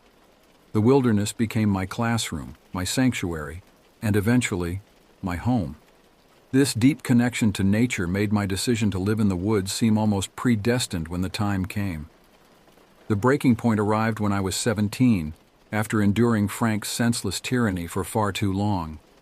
The tensions in our house had been building for months, like pressure in a sealed container. Despite being perpetually unemployed, he had appointed himself the household taskmaster, enforcing arbitrary rules that seemed designed solely to assert his authority. His days were spent sprawled on our worn couch, watching daytime television, and making phone calls to friends about various business opportunities that never materialized. Yet he maintained an iron grip on the household schedule, particularly when it came to my comings and goings. His most infuriating demand was that I wake up by 8 a.m. every single day, regardless of my work schedule at the grocery store where I'd been employed since my junior year. Unlike Frank, who spent his days watching television and depleting our refrigerator, I actually contributed to the household, working 5 days a week while simultaneously saving every spare dollar for my eventual escape. Each paycheck was carefully divided between my visible savings account, which Frank frequently borrowed from, and a secret stash hidden beneath a loose floorboard in my closet. My dedication to financial independence had led me to make the difficult decision to leave high school during my first semester of senior year to pursue my GED instead. The decision wasn't made lightly. I had decent grades and a small circle of friends I'd known since elementary school. But the toxic atmosphere at home made focusing on schoolwork nearly impossible, and the extra hours I could pick up at work seemed more valuable than sitting through classes I could easily study for on my own. My father, though initially disappointed, understood the desperation behind my choice and signed the necessary waiver. He recognized that I was trying to accelerate my path to freedom, even if it meant sacrificing the traditional high school experience. His support came with conditions. I had to promise to complete my GED within 6 months and consider community college once I was settled. These were easy promises to make, as education had always been important to me, even if my current circumstances were forcing me to take an unconventional path. The morning everything changed. I had just finished a grueling late shift the night before, stocking shelves until midnight and walking home in the bitter cold. My muscles ached from moving heavy boxes of canned goods, and the few hours of sleep I'd managed felt like mere minutes when Frank's thunderous voice pierced my consciousness. The digital clock on my nightstand showed 8:01 a.m. He had waited exactly 1 minute past his arbitrary deadline before starting his daily harassment. When I told him to fuck off, his face contorted with rage, transforming from its usual pallid shade to an alarming purple. The veins in his neck bulged as he drew back his fist, telegraphing his intention with all the subtlety of a freight train. Years of pent-up frustration exploded through my own fist as I knocked him to the floor, watching with satisfaction as his authority crumbled along with his dignity. The crack of his head against the doorframe produced a sound that would echo in my memories for years to come. Knowing that Frank's fragile ego would prompt him to call the police, I hastily stuffed my backpack with essentials: warm clothes, my hidden cash, basic toiletries, and the Swiss Army knife my father had given me for my 13th birthday. The familiar weight of my father's old canvas backpack against my shoulders provided an odd comfort as I fled into the crisp morning air. My town looked different in those early hours, the familiar streets taking on an alien quality as I realized I was seeing them for perhaps the last time as a resident rather than a fugitive. With no vehicle and limited options, I wandered through neighborhoods I'd known since childhood, watching the sun trace its arc across the sky while my mind raced through potential solutions. Each passing police car sent my heart racing, though I forced myself to walk normally, knowing that running would only draw attention. As dusk approached, I found myself drawn to a dense patch of woods on the town's outskirts, a place where my father and I had occasionally hunted for small game in better days. Something about those trees called to me, promising shelter and solitude. The transition from civilization to wilderness was gradual but distinct. First, the manicured lawns gave way to overgrown fields. Then the carefully spaced suburban trees merged into the chaotic growth of natural forest. I ventured deep enough to ensure my privacy, then set about making my first camp, drawing upon the outdoor skills my father had instilled in me years before. The familiar motions of gathering firewood and clearing a sleeping area brought an unexpected calm to my chaotic thoughts. That first night proved surprisingly comfortable as I constructed a makeshift bed from my clothes and gathered leaves, the memories of countless camping trips guiding my hands. The familiar ritual of building a fire brought a sense of control back to my chaotic situation. The flames cast dancing shadows on the surrounding trees, and for the first time since leaving home, I felt I could breathe freely. The night sounds that might have terrified another teenager, the hooting of owls, the rustle of small animals in the underbrush, were comforting to me, a natural lullaby that spoke of safety rather than danger. In my youthful arrogance, I had assumed this would be a temporary arrangement, lasting only until I could find an abandoned building to crash in while saving money for an apartment. Reality, however, had other plans. Every seemingly suitable abandoned structure was either secured against intruders or claimed by others. I spent several days scouting potential locations: empty warehouses with broken windows, abandoned houses with sagging porches, even a defunct strip mall on the edge of town. Each proved unsuitable, either due to regular police patrols or evidence of current occupants. The one promising location I discovered was a testament to human despair: a shooting gallery for heroin addicts, its floor carpeted with used needles glinting menacingly in my flashlight beam. The sour smell of human waste and chemical decay permeated the air, a stark reminder of how quickly civilization could decay. The sight was enough to send me running back to my forest sanctuary, suddenly grateful for the clean air and relative safety of my woodland home. As the days stretched into weeks, I began to refine my living situation with the methodical patience my father had taught me during our camping trips. After my first paycheck following my escape, I made a crucial trip to Walmart, investing in a quality sleeping bag rated for below freezing temperatures and other essential supplies: a heavy-duty tarp, rope, a small camping stove, and basic cookware. My natural ingenuity led me to construct a basic lean-to shelter using the tarp, which I lined with aluminum foil, a trick I'd read about in one of my father's old survival magazines. The foil reflected the heat from my nightly fire back onto my sleeping area, transforming what could have been miserable cold nights into surprisingly cozy ones. I positioned the shelter carefully, using natural features of the landscape to break the wind and provide additional camouflage from any curious hikers who might venture this far into the woods. Personal hygiene presented its own challenges, which I addressed through a combination of public restrooms for basic cleaning and regular visits to a 24-hour laundromat. Those laundry nights became a strange sort of luxury, offering warmth and the comfort of four walls, if only temporarily. The fluorescent lights and gentle hum of dryers created an almost meditative atmosphere as I sat reading borrowed library books, careful to maintain an appearance of normalcy despite my unusual living situation. The elderly attendant who worked the night shift eventually became a friendly presence, never questioning why I always arrived after midnight or stayed until dawn. Those quiet hours provided a welcome respite from the constant vigilance required by woodland living. Eventually, I discovered a fork in the river near my camp that provided a more private option for bathing, though the cold water required considerable mental fortitude to endure. I would wait until the warmest part of the afternoon, when sunlight filtered through the canopy to create patches of relative warmth on the water's surface. The river's constant movement had carved out a deep pool perfect for quick submersion, while smoother rocks downstream created a natural place to wash clothes. My efforts to maintain a presentable appearance must have shown some cracks, as I occasionally caught concerned glances from my supervisors at work, but they never directly addressed the issue. Looking back, I wonder if they suspected my situation but chose to respect my privacy, recognizing that I was consistently showing up and performing my duties despite whatever personal struggles I might have been facing. The railroad tracks that cut through my woodland domain brought an unexpected dimension to my solitary existence. The rhythmic rumbling of passing trains became a timekeeper, marking the hours of my days with their predictable schedule. About half a mile from my camp, across the tracks, lay a gathering place for traveling hobos, a temporary way station in their endless journey across the country by rail.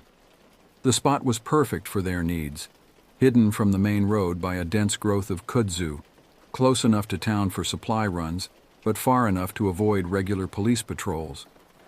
I discovered their camp purely by chance while using the tracks as my daily commute route, preferring their relative solitude to the busy streets where police might take notice of a teenage pedestrian. The tracks became my secret highway, leading me not only to and from work, but eventually to an education and a way of life I had never imagined existing in modern America. My first encounter with the hobo camp remains vivid in my memory, painted in the rich colors of a sunset that seemed to set the autumn leaves ablaze. One evening, returning from work, I noticed the warm glow of a fire reflecting off the leaves, accompanied by the low murmur of voices that carried clearly in the still evening air. The smell of coffee and wood smoke drew me closer, despite my usual caution around strangers.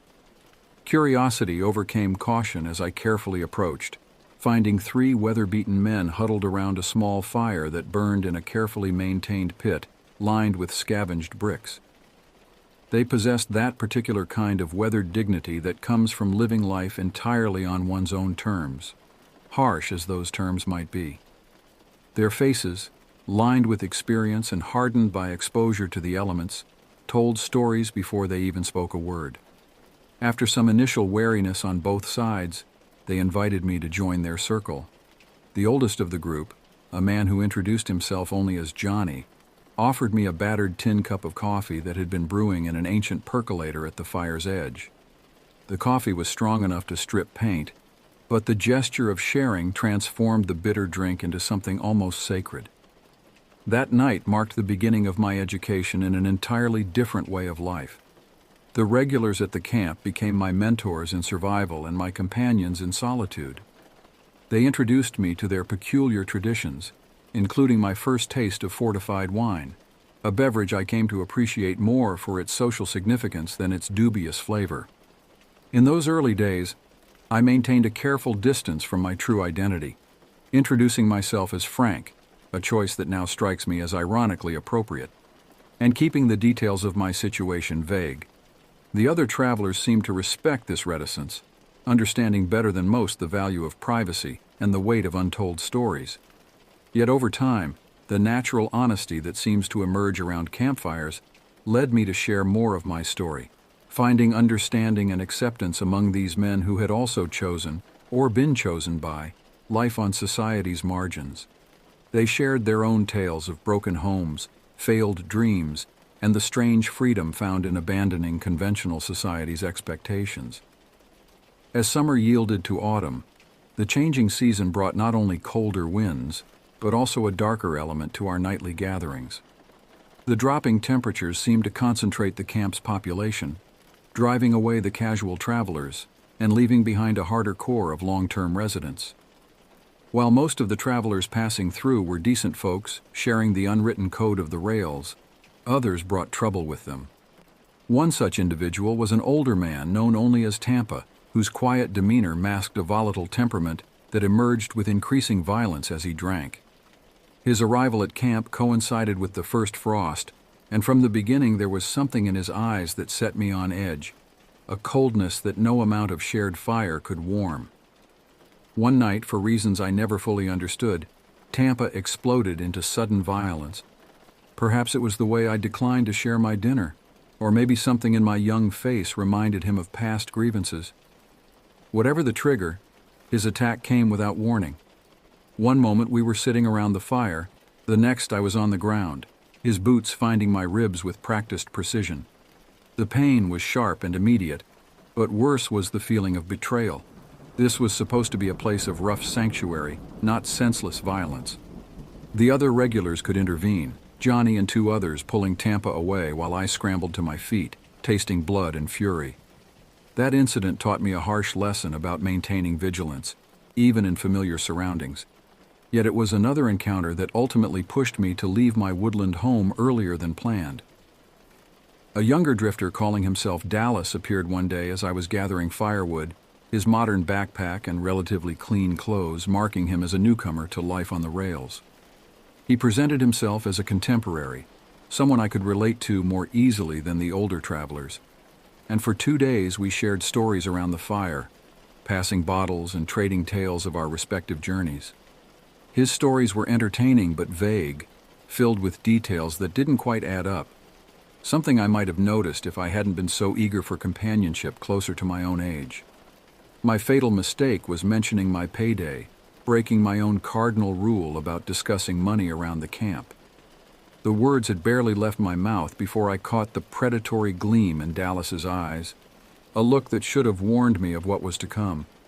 Dallas, who had likely spent his days searching for my hidden cash stashes while I was at work, cornered me during what he presented as a private conversation about finding work in town. When I refused his demand for money, the knife he produced changed the dynamic instantly. The slash across my left arm might have been followed by worse if not for Johnny, who had been watching Dallas with suspicion and intervened with his trademark axe handle. The sound of wood meeting skull had a certain finality to it, and Dallas's unconscious form was unceremoniously dumped beside the tracks to be found by the next passing train crew. That second brush with violence, combined with my growing savings, finally convinced me to make the transition back to conventional housing. After careful searching through online listings and several discouraging conversations with landlords unwilling to rent to someone so young, I found a tiny apartment above a Chinese restaurant. The space, despite its obvious flaws, perpetual cooking smells, irregular hot water, and occasional cockroach visitors, represented a new beginning. The ability to lock a door, to shower whenever I wanted, to sleep without one ear always alert for approaching danger, these simple luxuries felt almost overwhelming at first. While I eventually moved on to better accommodations, spending 3 years in a more comfortable situation while completing my GED and starting community college classes, I never forgot the lessons learned during my time in the woods. The experience taught me self-reliance, resourcefulness, and the importance of community, even among those society often overlooks. The skills I learned from necessity, how to maintain a fire in wet conditions, how to keep food safe from animals, how to read people's intentions in their smallest gestures, have served me well in more conventional settings. Johnny and the other regulars from the camp occasionally drift through my memories, their faces softened by time, but their impact undimmed. They showed me that people living on society's edges often possess a depth of character and humanity that defies easy stereotypes. Their stories, shared around countless fires, taught me that every life contains multitudes, that judgment comes easy, but understanding requires patience and an open heart. Yet despite the occasional romance of that period in my life, I've come to understand that survival shouldn't be confused with living. While I'm grateful for the strength and wisdom gained during my time in the woods, it's not an experience I'd readily recommend to others. Some lessons are better learned through less desperate means, though perhaps their impact is greatest when they come to us, not by choice, but by necessity.